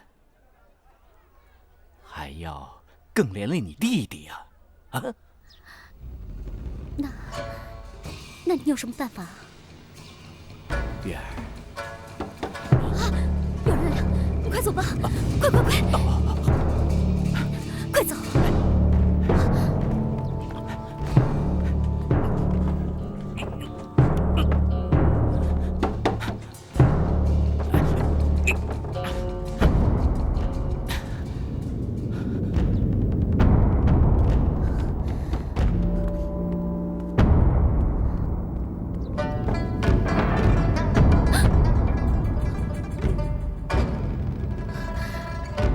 杨月儿，我记得你说过，你们家那扇小门是不通的吧？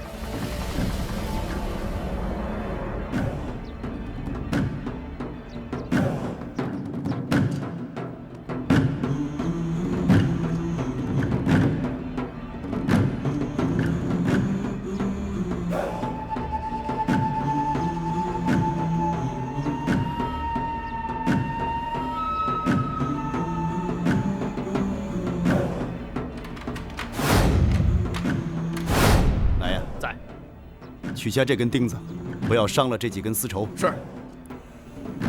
回啊！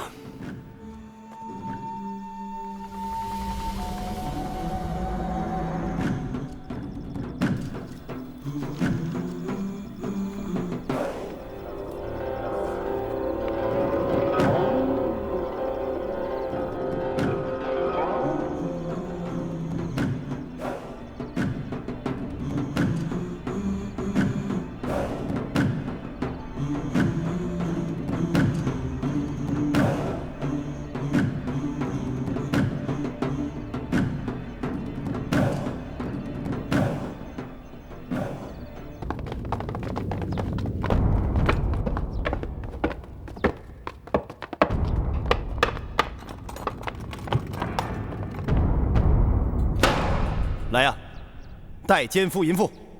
带奸夫淫妇！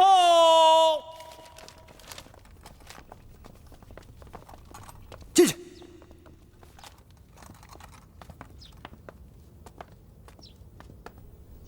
范敏邹人见过宋大人。你口称范敏，应该是知道自己犯了什么罪啊？范敏所犯的是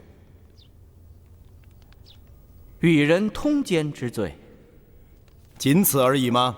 小民因内人病故多年，心中又久慕杨家大姐，真情所致才。好个真情所致！邹人，你与杨月儿通奸，真的仅仅是为了一个情字吗？难道邹人还有他图不成？若无他图，为什么要谋害崔成呢？冤枉，冤枉啊！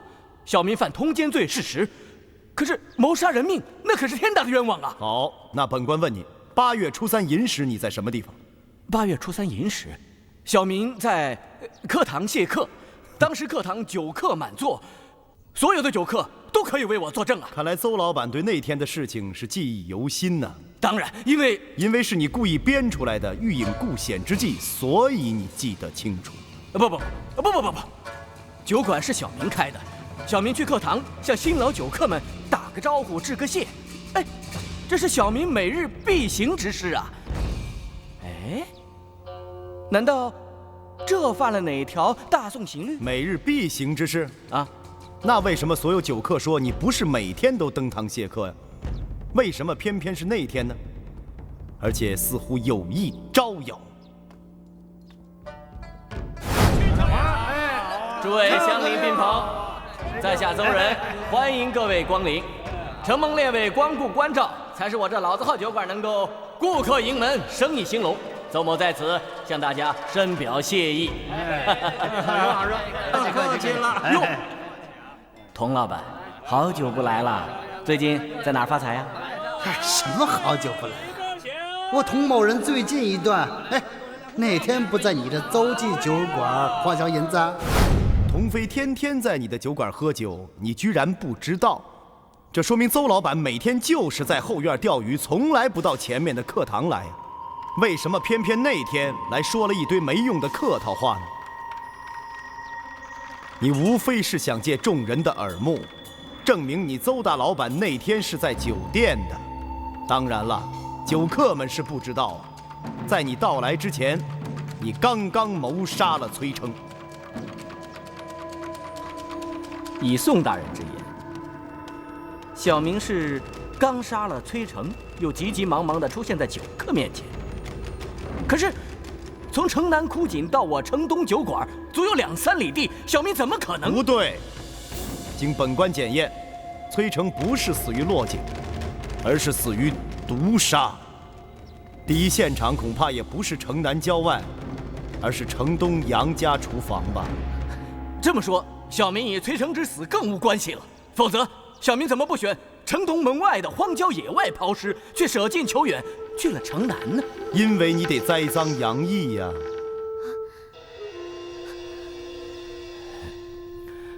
不知此话从何说起啊？这话应该从童飞和杨毅斗嘴说起。我实话跟你们说吧，昨晚上在城南门外，我见一外向模样的商人，啊，身上背着一包白银，我便将他推入苦井之中。谁敢让我们杨家不安宁？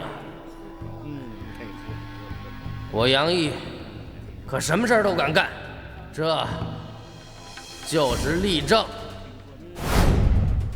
当时杨公子和童妃在斗气，是吗？既然是斗气，何必说那种话呢？什么叫让我杨家不得安宁？难道说他们俩斗气会让你们杨家不得安宁吗？这话显然是说给那些能让你们杨家不得安宁的人听的。邹老板，这话你听得出来，不过你也听出了一点警告。正是因为这点警告，你才下定决心移师南城，栽赃杨毅。谁敢让我们杨家不安宁？我杨毅可什么事儿都敢干。实话跟你们说吧，昨晚在城南门外，我见一外向模样的商人，身上背着一包白银，我便将他推入苦井之中。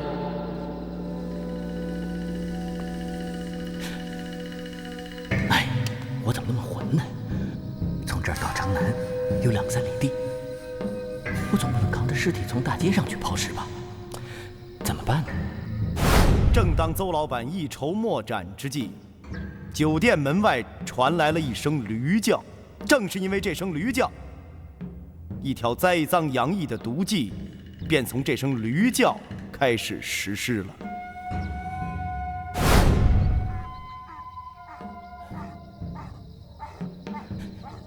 天助我也！哎呦，老爷啊！哟，这邹老板生意红火着呢。说得过去。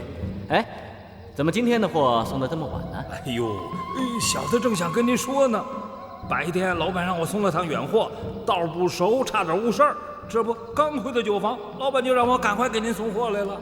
啊，这么说还没吃饭呢？没有，这吃饭呢哪有老板的事情重要啊？哎，这样吧，把酒谢了以后呢，去后堂，我让店里给你做几个好菜，喝上几盅。那不行，那不行，你小子哎，别跟我大的小的那么客气好不好？你给我送了这么多年的酒，还没在我这儿喝过酒呢，也怪邹某人平时疏忽，今天呢，就算是补偿好不好？哎呦，这小子，怎么着？还怕我往酒里下毒啊？哎呦，废话，小的哪有那个意思啊？小的是不好意思。既然邹老板这么恩赐小的，那我就赶快把酒赶快搬完啊！好，好好等着。哎，当晚，你把车夫请进后堂，用酒灌醉，开始了移师南城的罪恶计划。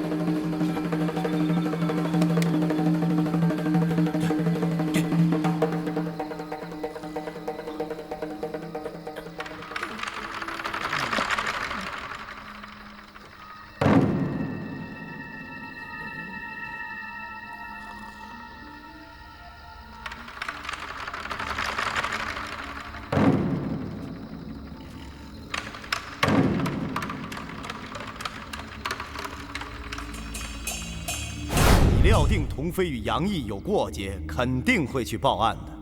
果然，不出你所料，童飞一大早就去报了案。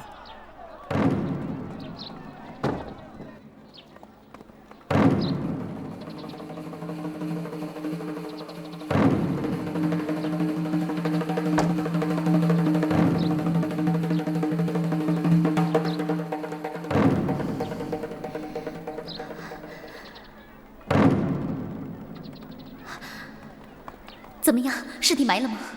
我把尸体抛入城南门外一口枯井之中，以为永远不会有人发现，没想到这一大早就被官府从井里打捞上来了。你是怎么知道的？对门，童飞，路过看见的。这可怎么办呢？哎，不要惊慌啊！即便是官府发现了尸体，也查不到你我头上来。你听着啊，等官府贴出了认尸告示，你呢就去城南认尸，要哭着求着官府找出谋杀你丈夫的凶手，要做到真才实啊。这，我怕。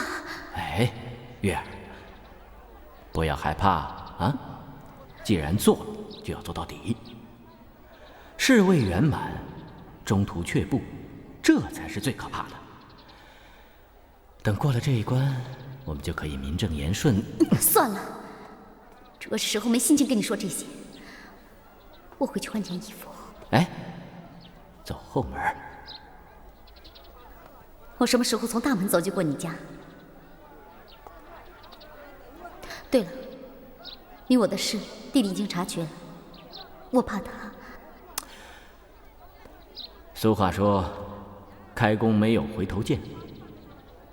事到如今，只能一条路走到底了。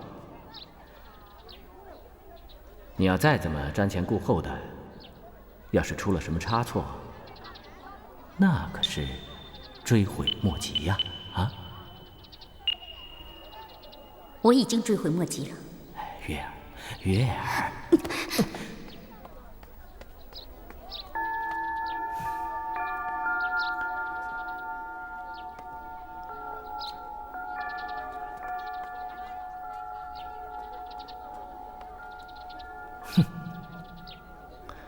这一切安排得如此严丝合缝，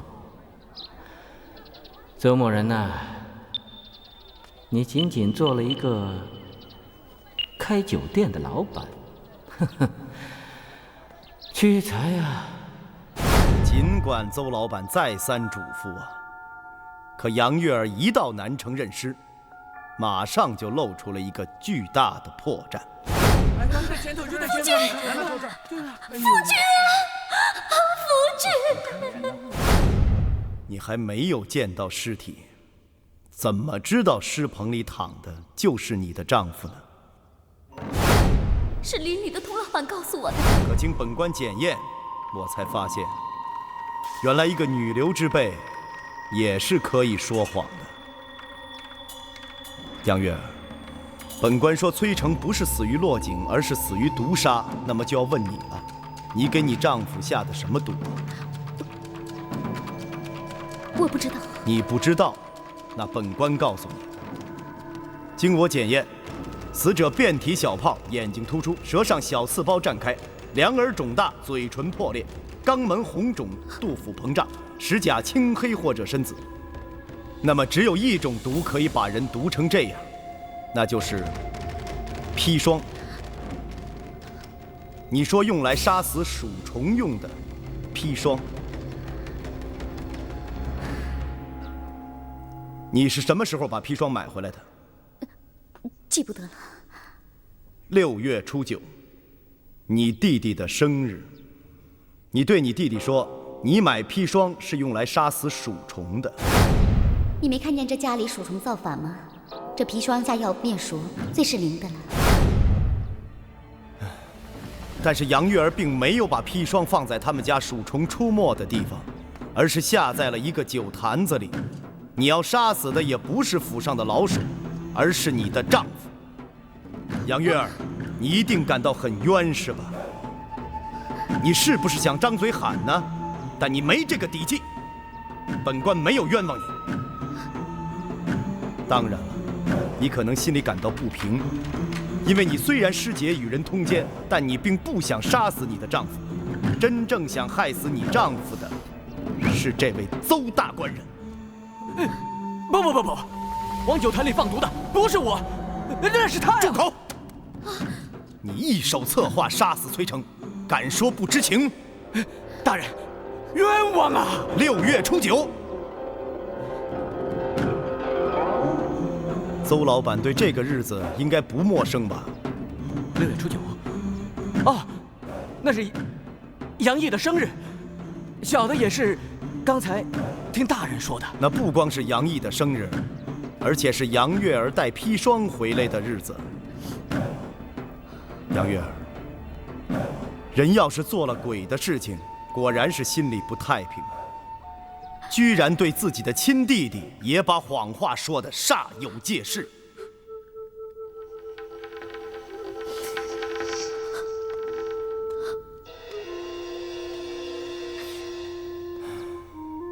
但是谎话就是谎话，如何经得起查访啊？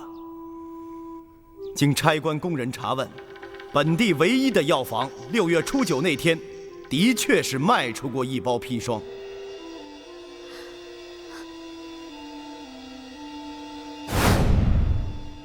6月初9，来买砒霜那个人我认识，是邹大官人。你说是谁？就是城东开酒馆的邹大官人。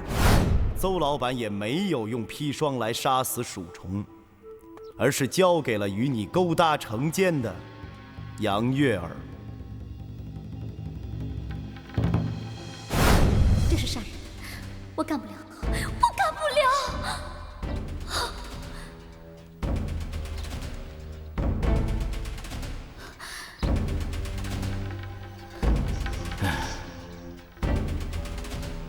让一个妇道人家去做这样的事情，确实有些勉为其难呢。哎，好吧，既然如此，我又何忍为难你呢？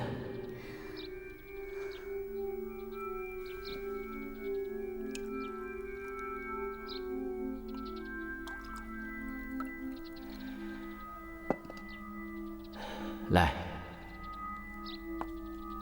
干了这一杯，我就去把那小门封上。今晚就算我们最后一次。最后一次？你这话是什么意思？那天你冲破后门，强行把我，当时那信誓旦旦的话，难道你忘了吗？我真瞎了眼，怎么就没看出来？你其实也是一个没心没肝的骗子！你害了我，你害了我，你害我成了一个不清不白的女人，却又想一脚把人踢的。你真不是人，不是人！你不要再给我来这一套！你听我说，你不是说今天是最后一次吗？你还想说什么？我想说，我不是你想的那种没心没肝的男人。我想说，我并不是你想的那种骗子。我之所以那么说，那是因为你呀。为我？我们到了这一步，也算是两情相悦，真情所至。如果能够永远相安无事，就算做不了夫妻，我也知恩知足，死而无憾。可是，这么偷偷摸摸，不是长久之计。按大宋刑律，男子偷奸，至多流放；可女子失节，罪当凌迟啊！我虽然不愿意从此与你恩断情绝，可是自从打开了那扇门，你我的事情就像纸包的火，万一哪天东窗事发，我怎么忍心看你去受凌迟苦刑呢？你不要再说了，别说了，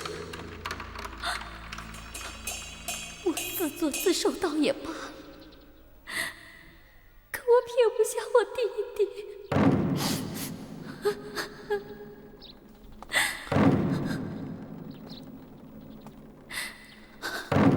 你心里装着什么，我最清楚。清楚。正因如此，我才想说，你想怎么样？因为我知道你心里放不下同胞手足，我才想早日和你成就名正言顺的夫妻。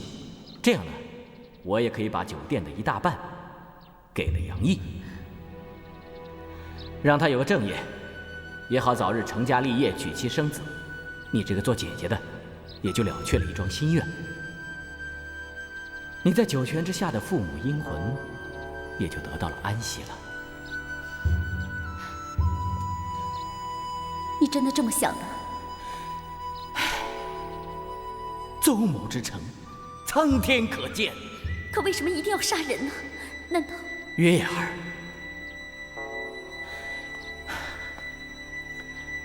有句老话，你应该知道的：开弓没有回头箭。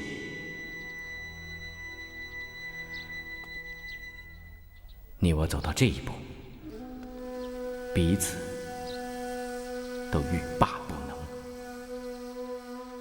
要是一天成不了夫妻，那就一天提心吊胆；哪天东窗事发，那就是大祸临头，后悔莫及呀！我下不了手，我办不到。这不是让你亲手杀人。月儿，你家厨房不是有10几坛酒吗？你往其中的一坛下砒霜，等崔成回来，要是他命不该绝，未必喝下那有砒霜的毒酒；要是他偏巧喝了那毒酒，那也是老天有意成全你我。你又何必不顺着天意呢？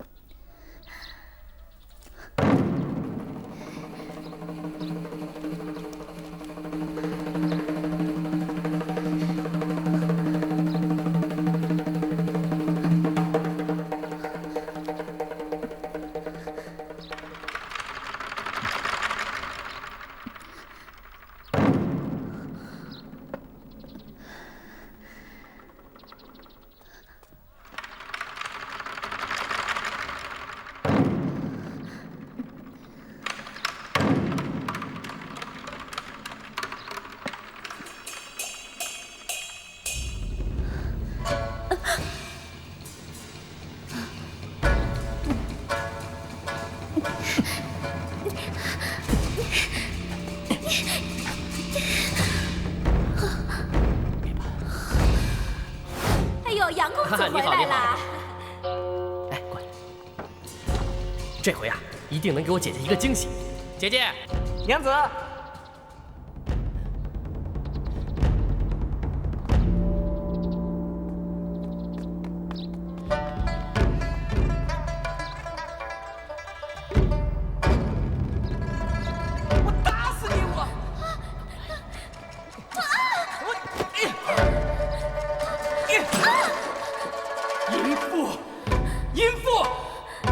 辛辛苦苦在外面做生意养活着你们，你竟然在家里偷奸养汉！我打死你！你这个淫妇！我打你！你这个淫妇！我打死你！你住手！不许打我姐姐！崔成，我告诉你，你给我听清楚了！你要是再敢打我姐姐，我杀了你！滚！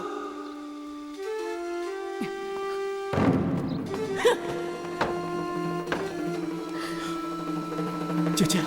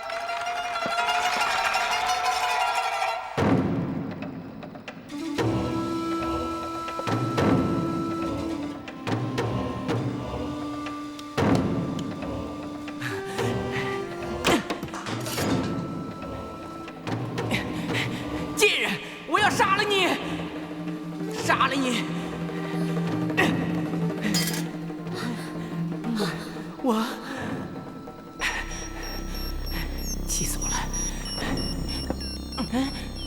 妈的！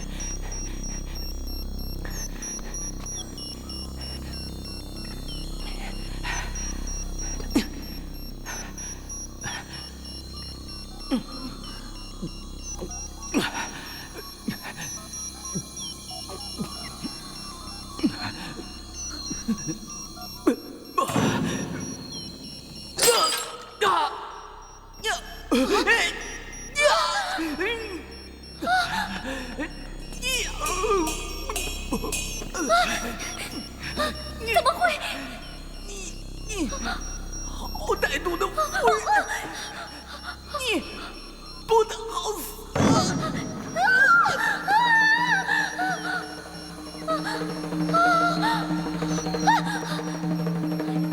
原来是你！别喊了，今天他要不死，明天就会杀了你。那现在怎么办？要是弟弟回来怎么办呢？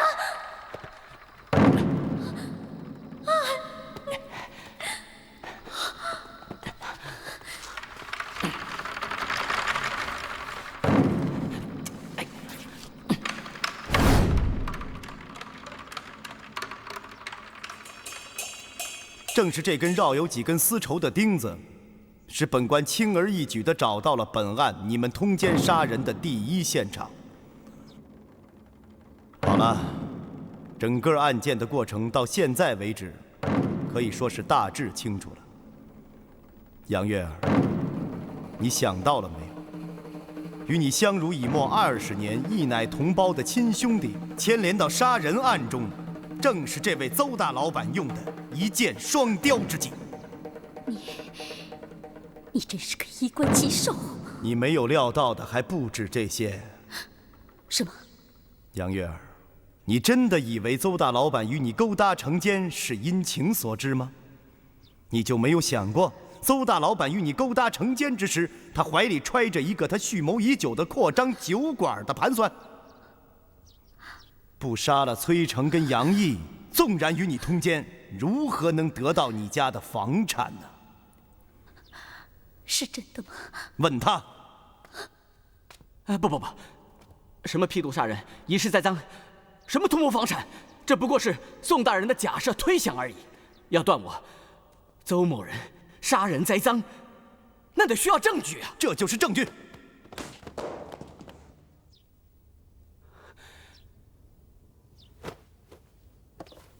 邹人，经本官检验，这根钉子上的丝绸与崔成所穿的袍子上的破洞完全一致。这双鞋你总该认识吧？照你所说，你每日在酒堂谢客，那你这鞋边何来城南枯井边的田泥呢？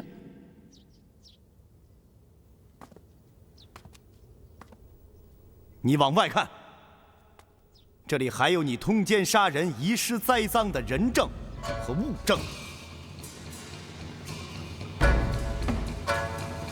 传，张堂问话。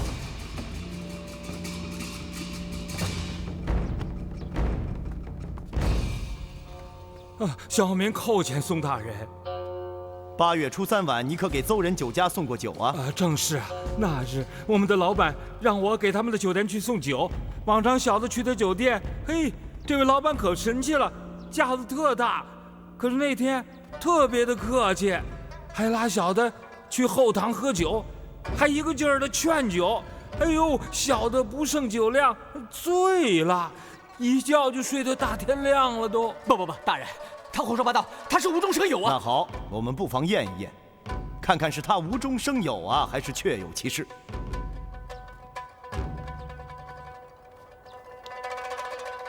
这是本官从城南枯井边取来的一块泥土，这是一种泥质非常黏的田泥。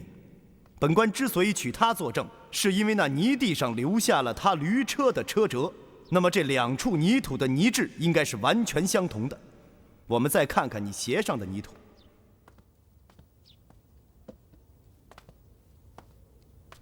这3处泥质色泽粘度一般无二，可见案发当日晚你是去过南城的。你干什么去了，邹老板？不见得是去送酒吧？小民知罪，小民知罪，大人饶命啊！饶命！此时此地，你还有脸求饶命？此时此地，你还心存侥幸？我问你，邹人，你杀害崔成时，你想过饶命吗？你害杨毅入狱时，你想过饶命吗？你眼睁睁看着崔成喝下毒酒，如果你脑中但分闪一闪饶命，你如何下得去毒手？今天该是你为你的罪孽付出代价的时候了。你居然想说饶命？你有这个资格吗？大宋刑律如日昭彰，对你这种人心存半点手软，天理不容。来呀，再来，带下去，是。大人饶命啊！大人饶命啊！大人饶命啊！大人饶命啊！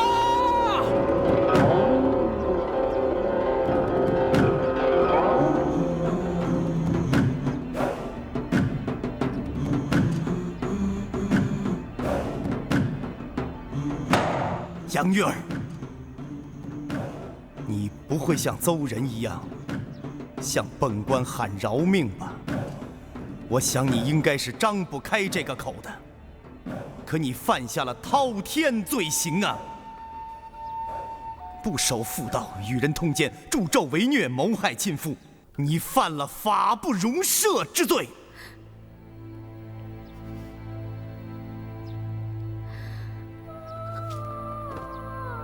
大人，能让范明与弟弟见上一面吗？有辱杨家门风，你见他何用？民女非要见弟弟一面，求大人开恩呐！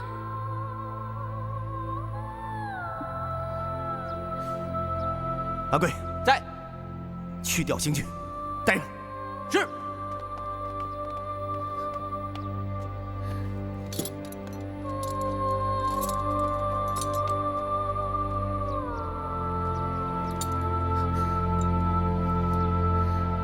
姐姐，弟弟，姐姐，弟弟，弟弟，弟弟，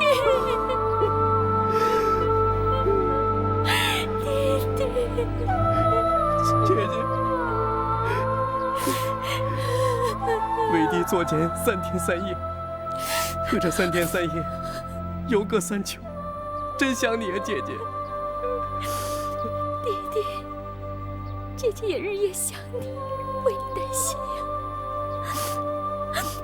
现在不用了，玉丽已经告诉我了，我无罪释放了。是啊，这样姐姐就放心了。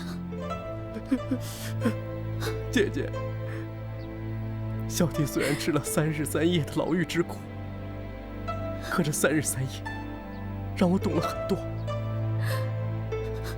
姐姐20年来对小弟的辛勤抚育之情，小弟平时并不觉得重，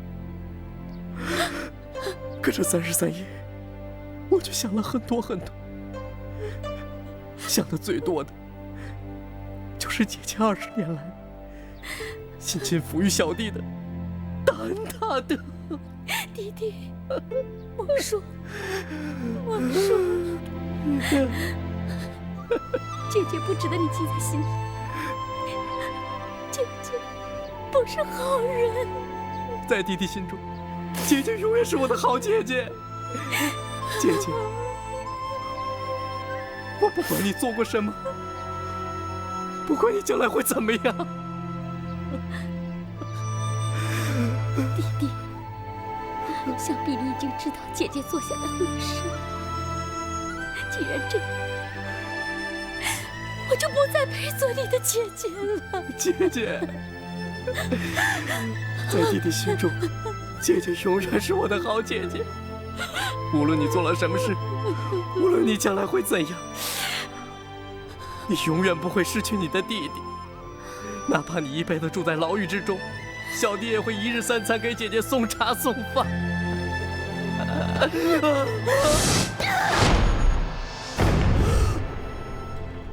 大人，大人，姐姐。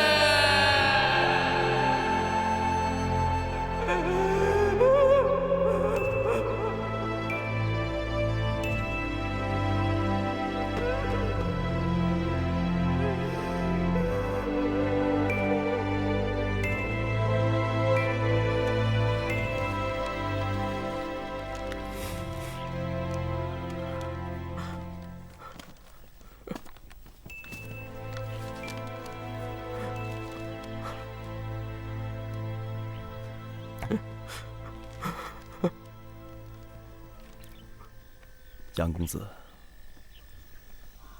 邹人今天上午已经在市曹斩首了，落了个身首异处。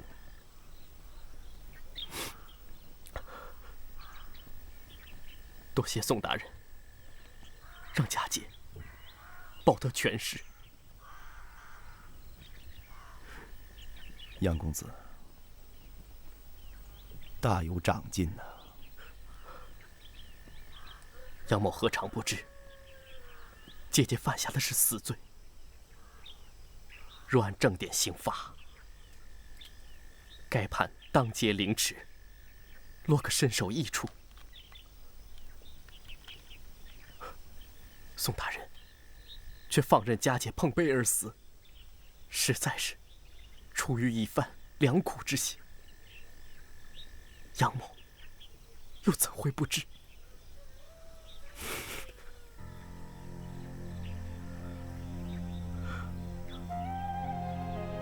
宋大人，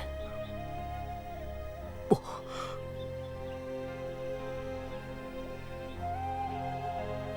杨公子，好自为之吧。